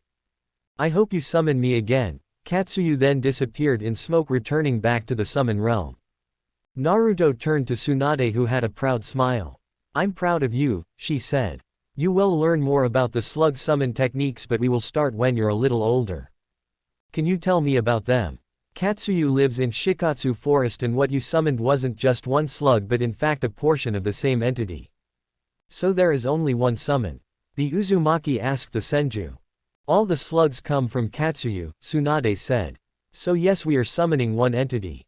She lives in the forest by herself. Naruto thought. I'll summon her and talk to her. I bet she'll like to talk with someone. They re-entered the compound and Shizune was helping him with the poison and antidotes from the herbs and plants. Tsunade also helped when she was there before going off to relax. Naruto was able to create poisons from the poisonous plants and made some antidotes to the poisons as well as military ration pills. Naruto had poison that caused death, paralysis, burns, blindness, numbness, disabling nerves, nausea, vomiting, fatigue, convulsions, etc. It took a long time, but with the help of Shizune and the help of Suon he managed to create the poisons and antidotes. He sealed the poisons and antidotes into a storage tag that were labeled poison and antidote. The poisons and antidotes themselves were also labeled. Naruto packed the military ration pills into his pouch along with his senbon, shuriken and kunai. He then went upstairs after dinner that Shizune cooked and started working on a seal for Shino. He did pull out 2 black bracelets similar to the ones he gave Sasuke. Just because he gave 2 to Sasuke didn't mean he wasn't going to not use it for himself. It would be a waste if he didn't use his own creations. He placed the bracelets into the pouch and got the notepad next to the Minato's jutsu scroll. Looking through the notes he started work on the seal. Eventually Naruto took a break from the seal and placed it in his drawer as he went to go have a shower and afterwards fell asleep in bed for the dreaded D-rank missions. Naruto, Sasuke, Shino and their sensei Kurenai were currently doing a few D-rank missions. The first was fence painting, followed by babysitting for a few hours. The jobs went on and on as they did boring missions as Kurenai read a book or did some other things until they finished. Now they were doing one of the most dangerous missions a genin could take, the Tora mission. Currently the 3 were searching for the cat with a red ribbon. Naruto however brought Taunton with them as they searched for the cat. With Naruto's tracking ability he learnt from Sum and Hana, with Taunton's tracking skill they easy found the cat. Shino then used his insects to capture the cat, or at least slow it down to a point where Sasuke could capture it in a genjutsu. Now they were taking the dread cat back to her owner, one Shijimi, or better known as the daimyo's wife. You are the first team to capture Tora this quickly, Kurenai said, looking at her genin with pride. Now let's hand the mission in. Entering the room, Madame Shijimi spotted them. Oh Tora-chan, she yelled as Naruto handed her Tora and she squeezed the cat in her arms. Thank you for saving my Tora. Nato smiled. It's the least I could do, Shijimi-sama, Naruto said, bowing. What a polite young man, Shijimi said, stopping the squeezing for now. May I ask what breed Tora is? Oh, are you interested in Tora? Shijimi asked as Naruto nodded. Shijimi then told Naruto all about Tora and her breed before she had to leave. It was nice to talk to another cat lover, Shijimi said as Naruto nodded, and after she left Taunton started hitting Naruto's leg with her hooves. Don't worry Taunton, Naruto said, picking up the pig. I like you more than cats. This caused the pig to squeal in happiness. Then why did you ask about Tora? Tsunade said with her hands in front of her. I did it so she could send more missions to Konoha, Naruto said. Tsunade raised an eyebrow. Explain, she said. How does talking about a cat bring Konoha more missions? You saw how happy she was when we were talking about Tora, correct? Naruto asked as people in the room nodded, including the ANBU. If Shijimi had someone who liked cats or Tora as much as she did, then she would want to come to Konoha and talk about her precious Tora. It will then develop into a friendship between Madame Shijimi and whoever liked Tora or cats as much as her, in this case as me, Naruto explained. Eventually. So you're saying we should get all the genin to like the cat while she is here? Shizune asked as Naruto shook his head. No, only one, Naruto said. If more people started showing interest in cats or more importantly Tora, she would suspect something. If she became friends with another cat lover which she thinks I am, then she would want to spend time with the other cat lover, which will lead to more escort missions, higher pay for the Tora missions and so on. So we are creating a friendship between you and the daimyo's wife to get Konoha more missions, pay for requests such as capture Tora and escorting the daimyo and his wife. Tsunade asked, looking at Naruto, who nodded. Suddenly Tsunade smiled. That's pretty clever, she said as a purple-haired ANBU and the black-haired ANBU both nodded despite not being seen by the genin. And since your team caught Tora the fastest, then that means you will have priority for the Tora mission to strengthen bonds with Madame Shijimi, she said as Naruto nodded. They were using the daimyo's wife, but it was out of necessity. The leaf, despite having a moment's weakness, needed to get back to where it was, and even if it meant using Madame Shijimi, then they would have to. Everyone in the room could tell by both of their tones that they didn't want to use the daimyo's wife, but they had to. The teams finished their missions for the day and went back to their respective homes where they would rest before doing another set of D-rank missions or team training. At least the pay is decent, after enough D-rank missions that would eventually go on C-rank missions and go through their first kill, except for Naruto. Nothing would go on their first C-rank, right? Cho and Amiko look as they look in the anime. Amiko only unlocked her chakra and nothing else, if you were wondering. Yes, I am not changing what Cho looks like. There are some that characters that I am thinking of putting into the harem and a few relationships for other characters. Want a harem list? Here you go. Harem. Yoshino Nara. Mebuki Haruno. Sume Inazuka. Cho Akamichi, Choji's mother. Amiko Yamanaka, Ino's mother. Hikari Hyuga, Hanabi's mother. Mikoto Uchiha. Suzume. Ayame. Shizune. Tsunade. Enko. Hana. Potential harem members. Kurenai. Yugao. Hanabi, older. Madame Shijimi. Mei Terumi. Tsunami. Question mark. A mystery woman. I'm trying to keep the harem to at least older women. Kurenai and Yugao are a bit mixed, as I could keep them with Asuma and Hayate and keep the two alive, or I could kill them off and make them join Naruto's harem. Tsunade's another problem, but what the hell, right? If I ever consider Hanabi, it would probably be from the last, or making her a bit older to be closer to Hinata's age, but right now it is just a brother-sister relationship. Yes, I am considering using Madame Shijimi for the harem, and I think I'll do it and have another woman like Cho in the harem. If I add Tsunami to the harem, then I will be changing the wave arc a bit, and the wave arc won't happen straight away but will follow after a few different C ranks or another arc like a movie arc or something. Some people wanted a conversation between Naruto and his parents before they died, and I completely understand, but I have a plan for that. I also plan for lemons later on in the story. Chapter 3. Moving on. Disclaimer. I do not own Naruto. Chapter 3. Team Kurenai did more D-rank missions that include many boring chores. Madame Shijimi did in fact come back to Konoha when Tora ran away, and Team Kurenai was tasked to capture the cat.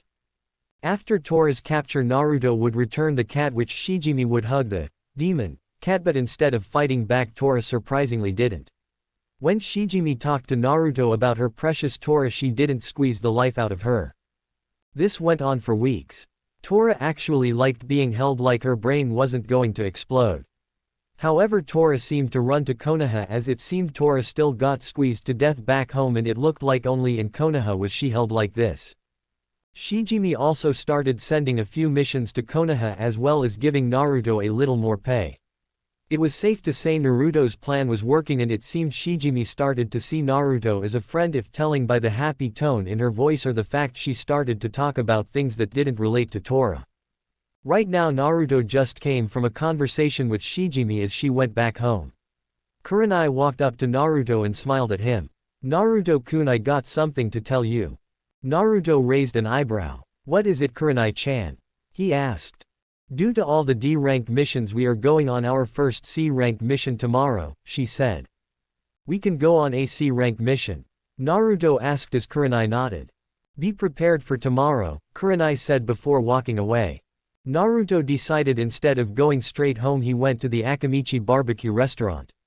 Hey Cho-chan, Naruto said as he sat down. Naruto-kun, welcome, she said as Naruto looked around. Not much people in today, Naruto said as Cho nodded. You want some barbecue? Cho asked as Naruto shook his head. Not today, he said. I got something to tell you, can we go into the back? What is it? She asked as they went into the back. I'm going to go on my first sea mission tomorrow, Naruto told the widow whose eyes widened. Are you sure you're prepared for this? She asked worried for the blonde. I mean, even though you won't fight ninja, there is a chance of death. I know, Cho-chan, he said. But in order to protect those close to me, I need to go on missions that risk death. Please don't die, she said in a whisper.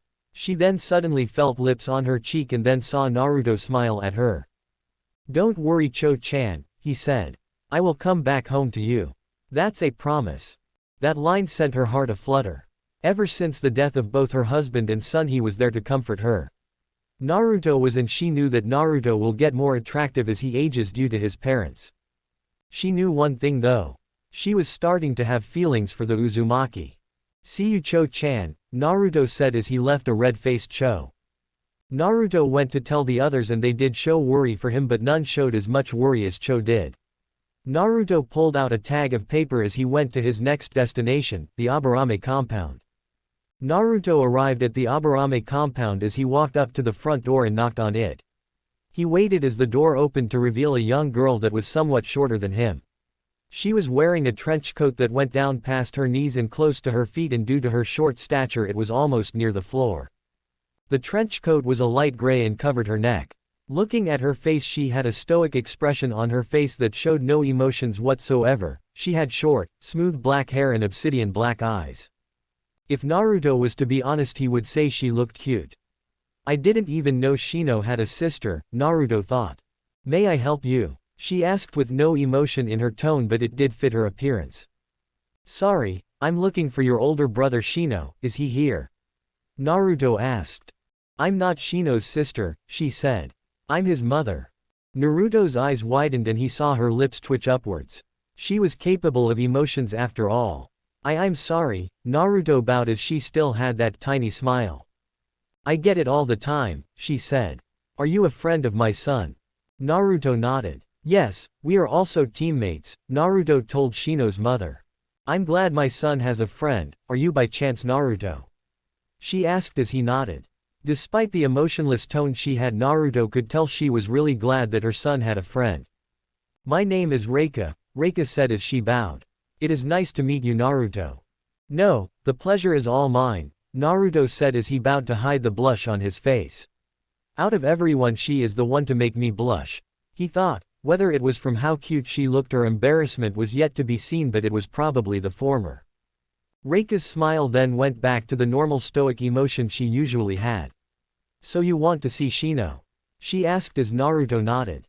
Reika brought Naruto into the compound and Naruto had a look around to see many bug-relating photos, flowers, paintings, etc. It wasn't surprising to see bug things in the Aburame compound, but he was amazed at how both little and much insect-related things they had. Shino, Reika said, getting Shino and his father Shibi's attention. You have a friend who wants to see you. Shino looked over to Naruto, who gave a wave to Shino. Hey Shino, Naruto said. Naruto-san, why are you here? Shino asked. Remember when I gave Sasuke those bracelets with the seals? He asked as Shino nodded. It took me a while, but I finally did it. He then handed him a seal. What type of seal is this? Shino asked as Shibi raised an eyebrow. I call this the Hochuki insect trap, Naruto said. It is a seal that releases a scent for bugs that causes them to home in on the smell. Uzumaki-san, Shibi said. This is a very complex seal. You must have had long sleepless nights. Naruto nodded. I've been spending a lot of time of making that seal work. Why go all this way for making Shino one? Shibi asked. Shino is my friend, he said. What's wrong with doing something for your friends? When he said this, Reika had a tiny smile before it disappeared. Naruto then continued on. It can lead people to finding bugs and it can help you track people who have been marked with the seal, he told them. The hardest part was making it so your insects are unaffected by the seal. I found that by pouring your chakra or blood on the seal would make it so your kikaichu wouldn't be affected by the seal, he said. And how did you know this? Reika asked. I asked for help but only with putting chakra into the seal, Naruto told them. Do you want to test it? Sure, Shino said as the four went out to a close-by forest where bugs roamed free. Shino placed the seal down and poured his chakra into it before standing back in line next to his mother while Naruto stood on the other side of Reika. Due to Naruto and Shino standing next to Reika, it really showed how short and young-looking she was. Even Hanabi was taller than her and she was only 11 years old and still taller than Reika. Judging by Reika's attire, she was a member of the Aburame clan much like Cho was a member of the Akamichi clan. Clans like the Akamichi and the Aburame clans had trouble getting dates, and if they couldn't find someone outside of the clan they would be married within the clan. They watched as the seal attracted bugs of all shapes and sizes. Shibi and Reika kept their kikaichu from going to the seal but a few managed to go towards the seal. That is amazing, Shibi said. With this seal we will be able to find new species. Shibi turned to Naruto. Uzumaki-san, will it be possible for you to make more seals for us? Shibi asked the blonde. I will pay you for the seals made. Thank you for the offer, Shibi-san, Naruto said. I will like to make seals for you but since of my genin duties I won't be able to make them all the time.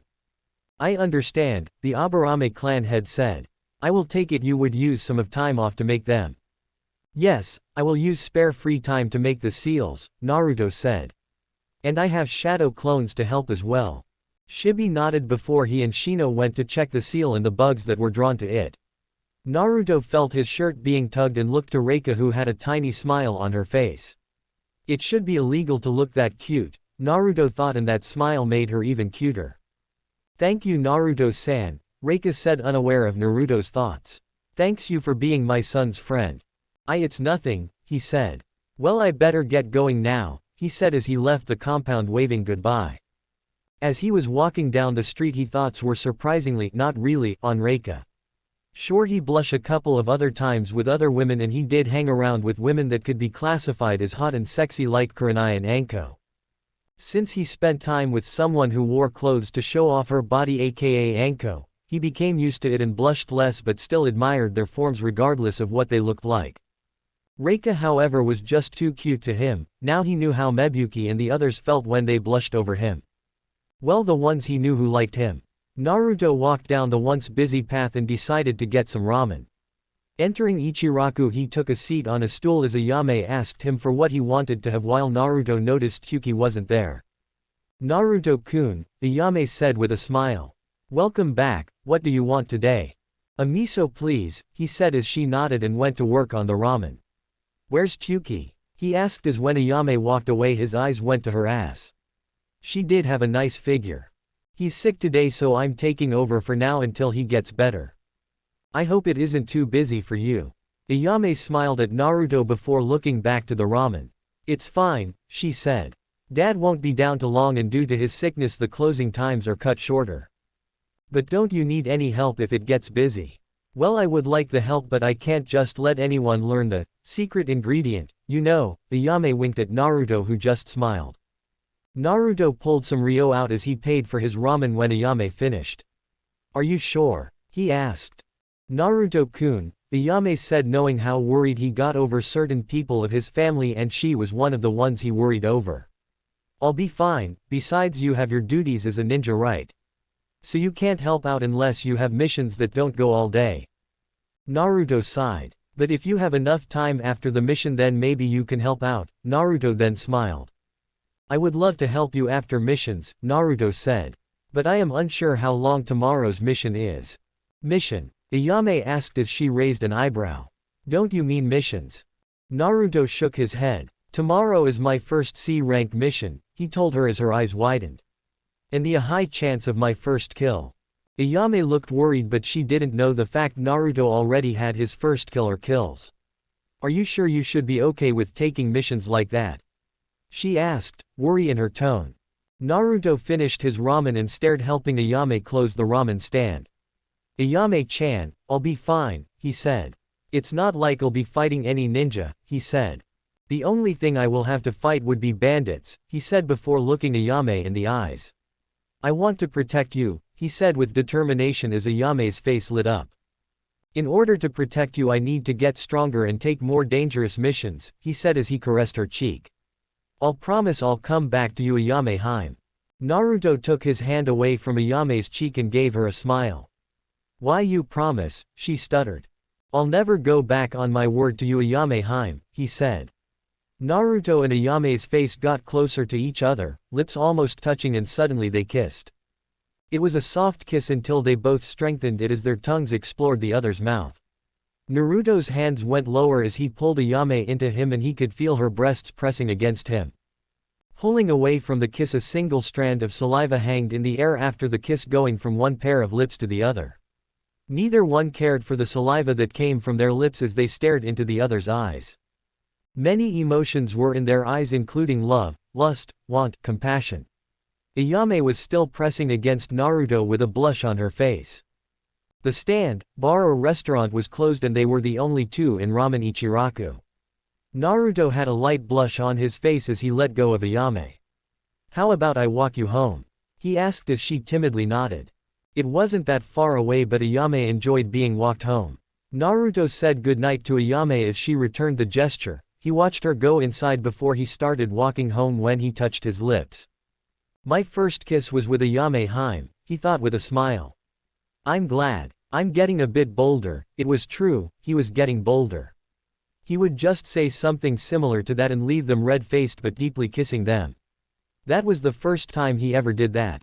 Naruto did know one thing, it felt good. Too much is happening in one day, he muttered to himself as he looked at the sky. I better prepare for tomorrow, even though it would probably be a bandit or an escort. I should be prepared for anything. The blonde Uzumaki made his way home and was a little upset he didn't have enough time to train for tomorrow. You could say it was his fault, and it probably was, but the members of his family were important to him. He wondered how so many things could happen in a single day, but he shrugged it off as he entered the compound. Looking around the room, he noticed that Shizune, Tsunade or Taunton wasn't there. Must be a late night tonight, he said. Or an early night. Naruto wasn't really that hungry as he ate ramen earlier, but he didn't know if Tsunade and Shizune had their meals yet. Naruto, however, took a glass of water with him as he went up to his room so he could rest for tomorrow. Tsunade walked into the compound followed by Shizune holding Taunton. We're home, Tsunade said. No reply, Shizune said. Is he out? Tsunade shook her head. He is here, his shoes are right there. Taunton began sniffing before pointing to the stairs. So he's upstairs, huh? Tsunade said.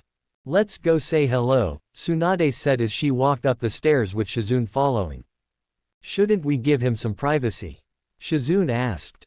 Maybe you're right, Shizune, she said, shocking her apprentice. I think we should give him some privacy so I can spoil some grandkids. Shizune froze as Tsunade continued walking before Shizune followed after her. They reached his room, and when they opened the door they saw Naruto asleep on his bed.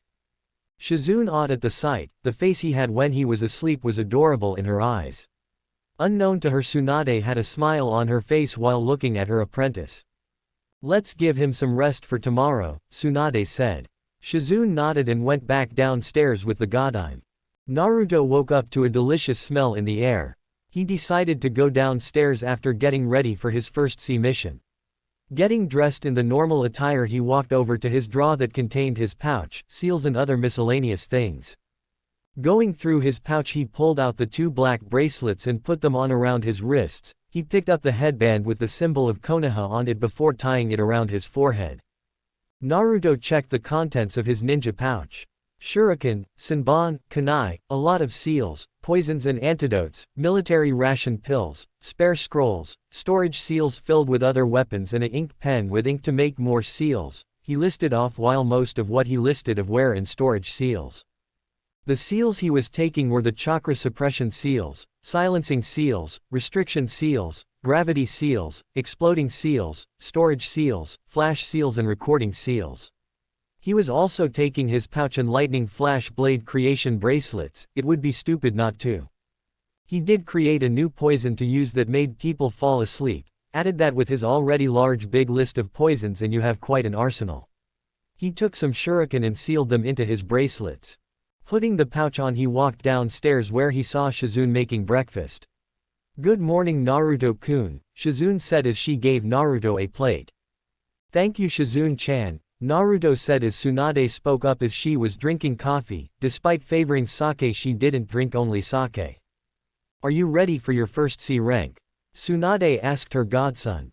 Naruto nodded. "As long as the mission doesn't suddenly turn into an A-rank mission and we are forced to fight an A-rank missing nin," he joked, but Shizune didn't find it too funny, but she didn't say anything about it, but if you looked at her face you could see how worried she was. Naruto felt a little bad, so he decided to ease her worries. "But that will never happen," he said. "I won't be alone as I have my teammates and sensei with me, so I will be fine." Once he saw Shizune ease down a little, he smiled. Naruto then exited the kitchen after breakfast and thanking Shizune again. Naruto approached Training Ground 8 as he waited for his sensei, seeing as Shino and Sasuke were already there. They didn't have to wait too long for Kurenai to turn up. "Okay team, as you know, today we are going to do our first C-rank mission," Kurenai told her genin team. "We will either be doing a bodyguarding mission, hunting animals, or taking care of bandits." Kurenai then turned around and directed her team to follow her to get their C-rank mission. Team 8 followed her to the Hokage Tower where Tsunade handed them their mission. "Your mission is to escort a man named Shibuki to Takigakure," Tsunade said while handing them the mission scroll for Kurenai to look over. Naruto understood why they were taking a bandit-stopping mission. Bandits were starting to become rare due to ninjas always finding them and by taking main roads and lesser-known paths.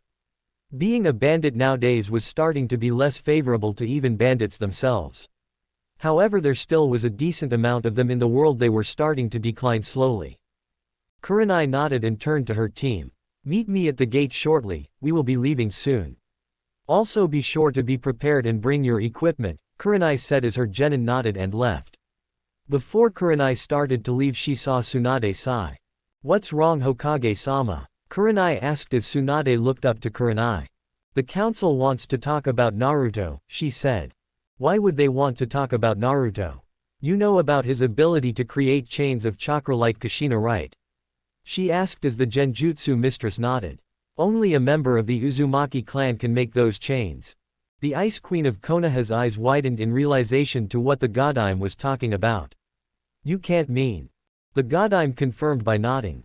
"I presume it is," she said. "They only said they wanted to discuss it and hopefully they won't pull that CRA crap."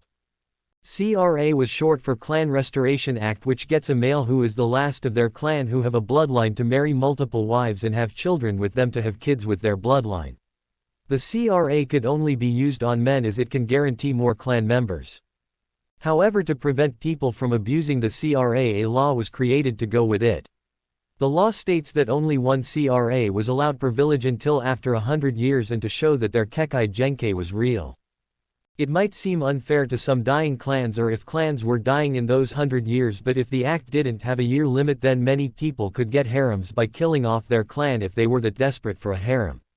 If the Hyuga clan or Uchiha clan were to have a massacre and only have one member of the clan left, then if the law had been already used, then they were pretty much doomed unless they got married. If the village didn't follow the CRA laws or if it was really needed by the village, then the Hokage needed to make the decision. In fact, in order to get an accepted CRA, then the Hokage needed to accept it. The CRA wasn't known by much people at all. The Hokage, advisors and members of the council as well as a few ninja like Kurenai who had a connection with the Hokages knew of it. If people knew of the CRA, then really desperate members of clans with bloodlines then would kill their clan members. The Hyuga clan was actually one of the clans that needed to be watched out for with the law, as a desperate branch member could massacre the clan to become head of the clan and get the seal removed, all for a seal. Kurenai gave a sigh of relief. "As long as they don't place them in it," she said as Tsunade nodded. Meanwhile, outside at the same time, Naruto was talking to the secretary. "Mebuki-chan, what are you doing here?" "I work as the Hokage's secretary now," she said, giving Naruto a smile that caused him to smile. "It's good to see you up on your feet," he said as Mebuki was glad that he cared for her well-being. I better get to my team, Naruto said as he walked to the doors.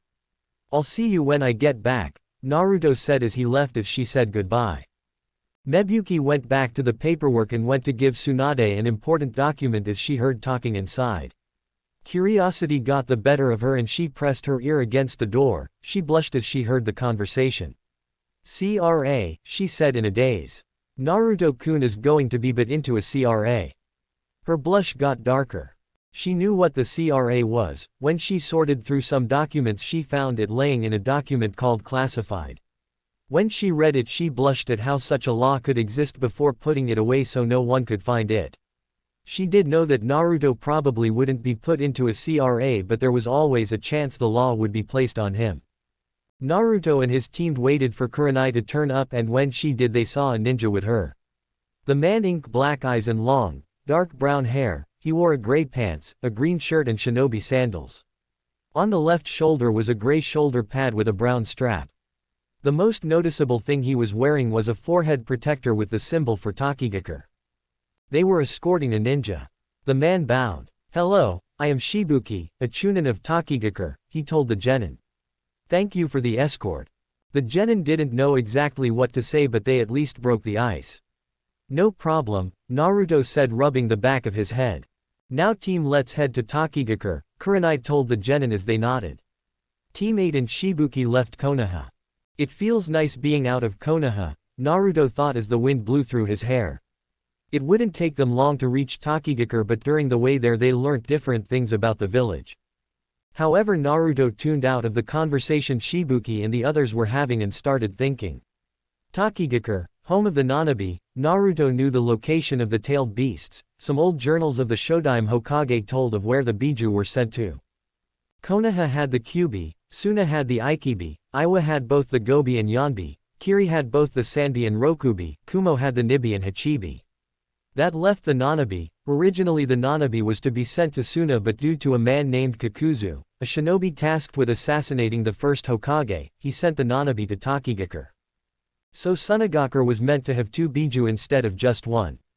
Kakuzu must have been a powerful ninja if it made the Hokage gave them one of the 9-tailed beasts. Naruto just might have a conversation with the Jinchuriki. Jinchuriki were treated as monsters and abominations, all except the ones in Konoha. He knew that much, and he felt his sister and mother were way too lucky to not be seen as demons like the other Jinchuriki. Naruto, Kushina and Minato would always be a headache whenever he thought about them, so that's why he doesn't think about them. Team Kurenai and Shibuki reached the entrance to Takigaku.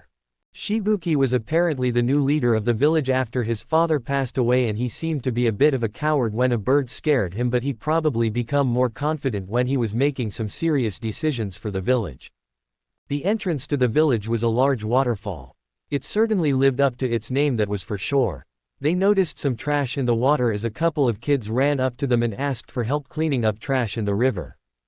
Naruto used a few shadow clones to help speed up the process. This is not what I expected for a C-rank mission, Naruto said as he watched his clones pick up trash. You got that right, Sasuke said as Shino nodded. At least you three have something to do, Kurenai said before looking over to Naruto, who was just sitting down making clones do the hard work. Naruto had large chakra reserves, but nowhere as large as Naruto or Kushina. He might have less than those two, but he still had enough chakra to create many shadow clones. Meanwhile in Konoha, a certain assistant was pacing back and forth. Shizune had a look of worry on her face as she was thinking of Naruto. Are you okay, Shizune? Tsunade asked as she watched her pace back and forth. No, I'm worried about Naruto, she said as she stopped pacing. Even though it's his first C-rank mission, there is a possibility that it could turn into an A-rank mission or something worse. Tsunade had a teasing smirk on her face. You worrying over him like his wife Shizune? Wife, Shizune stuttered as her face started to turn red as she looked at Tsunade, whose smirk got bigger. So you are thinking about being his wife? Tsunade-sama, Shizune shouted. I'm not thinking that at all. Oh, she said as her smirk was still present on her face. Naughty Shizune, are you having dirty thoughts then? Of course not. That's a shame. Huh? Shizune said, clearly confused. What do you mean? Oh, it's just that you two would make a great couple. Tsunade caused Shizune to go red again. And maybe you can both give me grandkids. I can just imagine them now. Tsunade watched as Shizune left the room faster than the Hiraishin.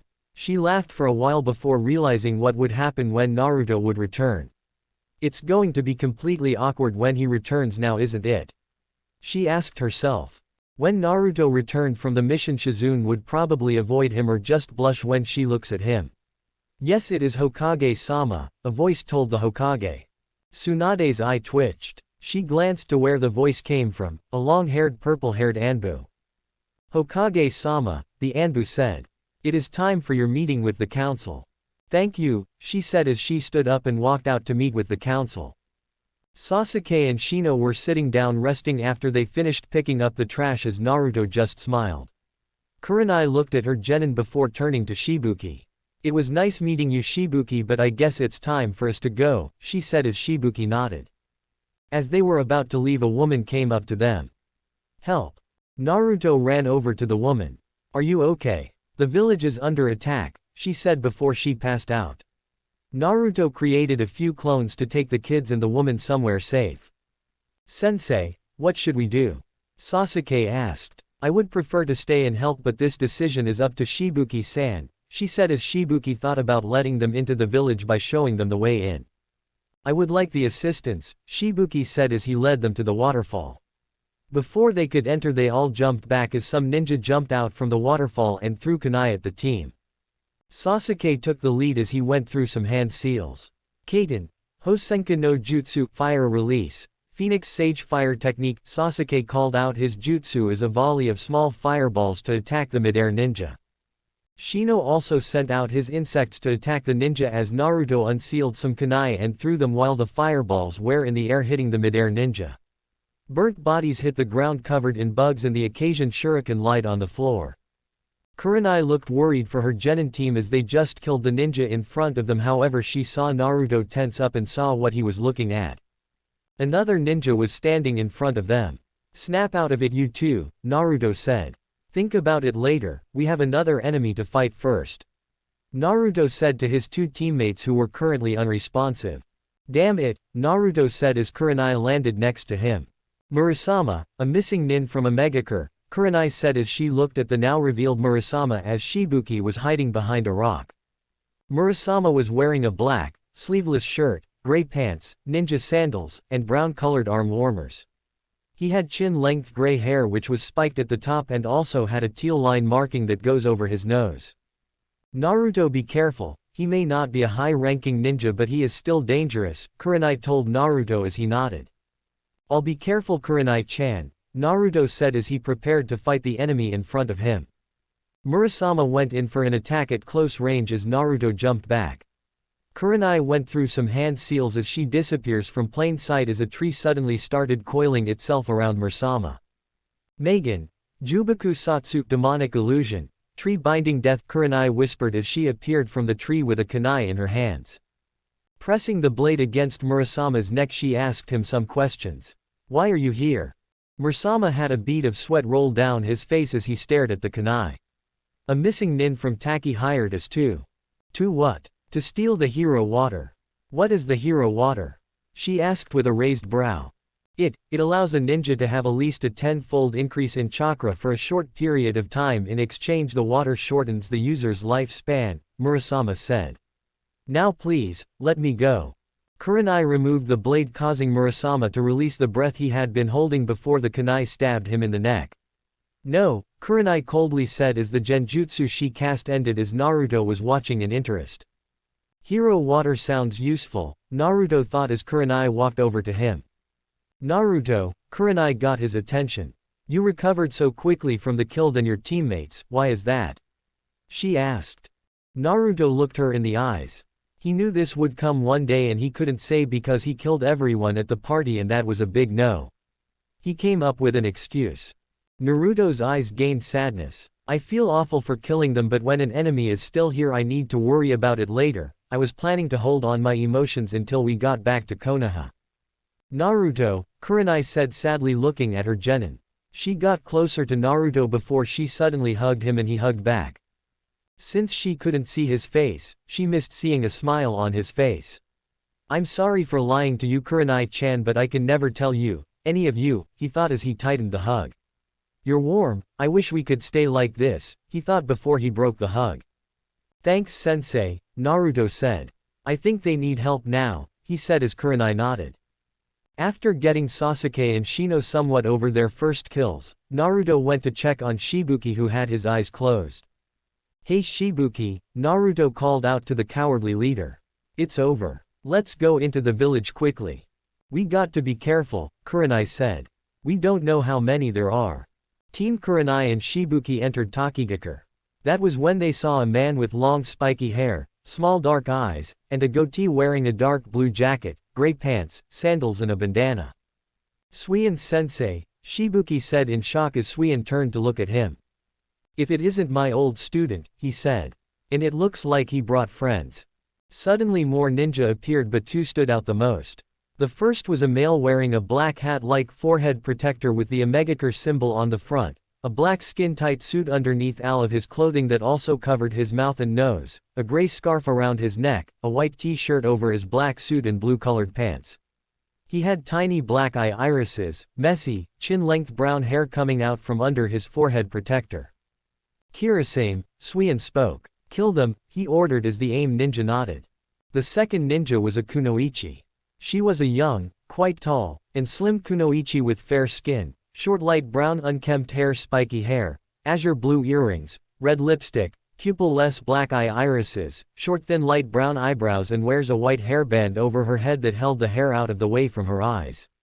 She was wearing a gray tube top that has a dark red linen along with an open, light blue shirt, navy blue pants and ninja sandals. Hisame, Suion called out to her. Kill the others, she nodded and jumped into the fray as the minor grunts also joined in, but they were easily dispatched by the ninja. Sasuke and Shino found themselves fighting Kirasame as Naruto found that he was fighting Hisame alone, leaving their sensei with Suion. Naruto was able to separate Hisame from the group. Shino's Kikaichu started to drain the chakra of Kirasame as Sasuke fought with the missing nin in close combat. Kirasame surprised the two genin by calling out a jutsu suddenly. Sweeten. Subent water release. Water whip, Kirasame said as he created a whip made of water and hit Sasuke, sending him back into Shino. The whip of water then restrained Sasuke as Kirasame started stomping on his face until he jumped back to avoid a large swarm of Kikaichu. Sasuke, are you alright? Shino asked as Sasuke rubbed his face. I'll think I'll be fine, he said as he pulled out a kunai. You brats have no idea who you are messing with, Kirasame said as he lashed his whip, causing Sasuke to jump out of the way. Kirasame went to move away from Sasuke's sudden lunge, but he found himself restrained by Shino's insects restrained Kirasame's movements. Damn it, he muttered as Sasuke lunged ever so closer to Kirasame that the AIM missing nin started to panic until Sasuke hesitated. The fear of killing a man got to him. He and Shino had still yet to get their first kill. Kirasame grinned as he used this to his advantage. Sweeten. Subin, the missing nin said as he caused a whip of water to hit the Uchiha before the bugs started to drain his chakra. Sasuke looked up to see Kirasame use the whip of water attack Shino and his bug. After I kill your friend you're next, Kirasame said to Sasuke before Kirasame managed to dive into the body of water nearby. Sasuke seemed to freeze as Shino looked to Sasuke. Shino was also getting over his first kills, but he knew to put those emotions away for the time being. Shino looked around and used his bugs to search until his leg was wrapped by the whip. Shino was then pulled down into body of water. Shino, Sasuke yelled as he saw Shino dragged into the water before Shino came flying out of the water. Sasuke ran over to Shino. Shino, are you okay? I am fine, Shino said. My Kikaichu are weakened underwater. Sasuke saw Kirasame rise out of the water as Sasuke glared. You'll pay for what you done to Shino, Sasuke said, placing Shino against a wall. Just wait here Shino, get some rest. Naruto can fix you up when he finishes with his opponent. Shino said nothing but nodded as Kirasame laughed. Like you can defeat me, he said arrogantly. Even though Murasama is dead you didn't kill him. It doesn't matter who killed your partner, Sasuke said, walking towards Kirasame with his hair shadowing his eyes. What does matter is giving what you gave Shino at 10 times the amount. When Sasuke looked up at Kirasame, his eyes held the Sharingan. The Sharingan, so that kid is an Uchiha, Kirasame thought. I can't wait to get a free Sharingan. Suiten. Subin, Kirasame said as he threw the whip at Sasuke, who dodged the lashes the missing nin tried to use to attack him. Sasuke easily closed the distance between them. You're too slow, he said as he punched Kirasame in the face, sending him back. The Uchiha started running while going through some hand seals. Have your own medicine. Suiten. Subin, Sasuke said as he created his own water whip and whipped Kirasame. Going through another set of hand seals, he called out his attack. Kaiten. Gokaku no Jutsu, fire release. Great fireball technique. Sasuke then breathed out a large fireball that headed straight towards Kirasame. Kirasame went to jump out of the way, but looking down he noticed that both his arms and legs had holes in them and bugs were crawling out. Looking over to the other Konoha genin who had an arm raised, he realized what happened. The fireball closed in on Kirasame as it engulfed him, burning him to ash that then floated on the water's surface. Thanks Shino, Sasuke said as he walked back over and helped Shino up. We should find Kurenai-sensei and Naruto-san, Shino said. They need our help. Sasuke nodded as they both went to find their teammate and sensei. Meanwhile, with Naruto at the same time, he led Hisame to a location near the big tree located close by. He had a lot of tools he could use to fight against Hisame, poisons, seals, there were many options he could go about it. Are you finally done running away? She asked as Naruto turned around and smiled at her. Running? Naruto asked. Oh, I'm not running. Huh. You followed me to a place where I can go all out, Naruto said. Hisame smirked. Those are some big words. I do hope you follow through. What can I use? Poison that causes death. Nah, fatigue. Sure, Naruto thought as the shinobi and kunoichi got ready for the other to move. Chakra suppression and restriction seals would work great, Naruto thought as he carefully analyzed his opponent. Suiten. Subin, Hisame said as she created a whip made entirely of water. She caused the whip to well whip him, but as Naruto dodged he noticed that she created a second whip and started using the two whips to try and hit him, and she was succeeding. Suddenly one of the water whips coiled around him and ended up binding him. Got you, she said. And you said you were going to give it your all. Naruto just smirked at her. There is a thing called a warm-up, right? Naruto had one free arm raised in the air. Raiden. Kotoyashi, lightning release. Surging palm, Naruto said as his lightning gathered around his palm before he grabbed the whip. Hisame's eyes widened as she was shocked as well as Naruto himself, and when she let go so did Naruto. That was clever, she said. Thanks, Naruto replied. Note to self, never do that again. Hisame dipped her middle and index fingers in the water below as long water-type ropes came out as she wriggles them to the surface. Suiten. Jinsaku Sandahoipu, water release. Rapid thunder whip, she called out before she started to use them as if they were samurai swords. Naruto dodged each swing as he backed up. Ducking under a swing he created a hand seal. Kage Bunshin no Jutsu, a shadow clone appeared next to him and then started to rush Hisame, causing her to fight two at once. The original Naruto held up his hand. Kongo Fusa, a chain made of chakra came out of his hand, flew towards Hisame who was currently fighting of the clone. Turning to see the chain, she swung one of the samurai acting whips to block the chain, only for the chain to break through. What? She was shocked at how easily the adamantine chain broke through her jutsu, then again it was called adamantine for a reason. She narrowly dodged the chain as Naruto's clone jumped towards her. Swinging the other whip she managed to hit the clone, causing it to disperse into a cloud of smoke. She swung the whip like a samurai sword towards the Uzumaki. The Uzumaki raised the chain to block the swing as he retracted the chain. Suiten. Mizoripa, water release. Wild water wave, water gushed from Hisame's mouth like a waterfall trying to wash Naruto away. Jumping out of the wave of water he created a shadow clone to distract Hisame as he prepared his next attack. Suiten. Subin, Hisame defeated the clone with the water whip jutsu before her arm holding the whip dropped down. Looking over to Naruto, she saw he had thrown something that caused her other arm to drop to the ground. Hisame saw that her arms had Senbon in them and that they were coated. What did you do? Those Senbon were covered in a paralytic poison, Naruto said, holding up a Senbon and a vial of poison before he placed them away in his pouch. Hisame felt her legs getting weaker and also saw another Tusenban. How did you? When I sent my clone to fight you, I used it as a distraction to coat my Senbon in poison, Naruto explained. I'll admit I used less paralytic poison on your legs than your arms, he said as he walked closer to her. Are you going to kill me? No, Naruto said, shocking the missing nin. I could have killed you with some lethal poison if I really wanted to. His lethal poison could have killed her within a large time range, instantly, a few seconds or minutes, hours, days, etc. He could even combine his poisons together to make stronger poisons. Then why? I'm saving my poisons, he told her. While he had poisons, he didn't have a large quantity of it and needed to restock if he ever ran out. Luckily he had a lot of poisons on him and would last him for quite a while, but he wanted to save them for tougher opponents he would eventually fight. I'll give you a choice, Naruto said as he created a clone. You can either go into custody where you will die or be put into a prison, or you can rejoin your village, live somewhere else, or you can join me. Hisame knew she had to make a choice. She looked up to see Naruto giving her a smile. She had made her choice. A bit confused about Ramen Ichiraku being just a bar for ramen or also a house due to the design of the first restaurant. Hope the scene with Ayame wasn't too rushed, as I wanted Naruto to have at least one person to have a relationship, advance a relationship with, and starting off the harem officially. Also due to people wanting the potentials members of the last chapter they are in. Sorry if there was someone you didn't want in it that made it. For Tsunami, should Inari be in the story or should he be non-existent? A world where Inari was never born. Also choosing what the first C-rank mission they would be doing was actually the hardest part for me.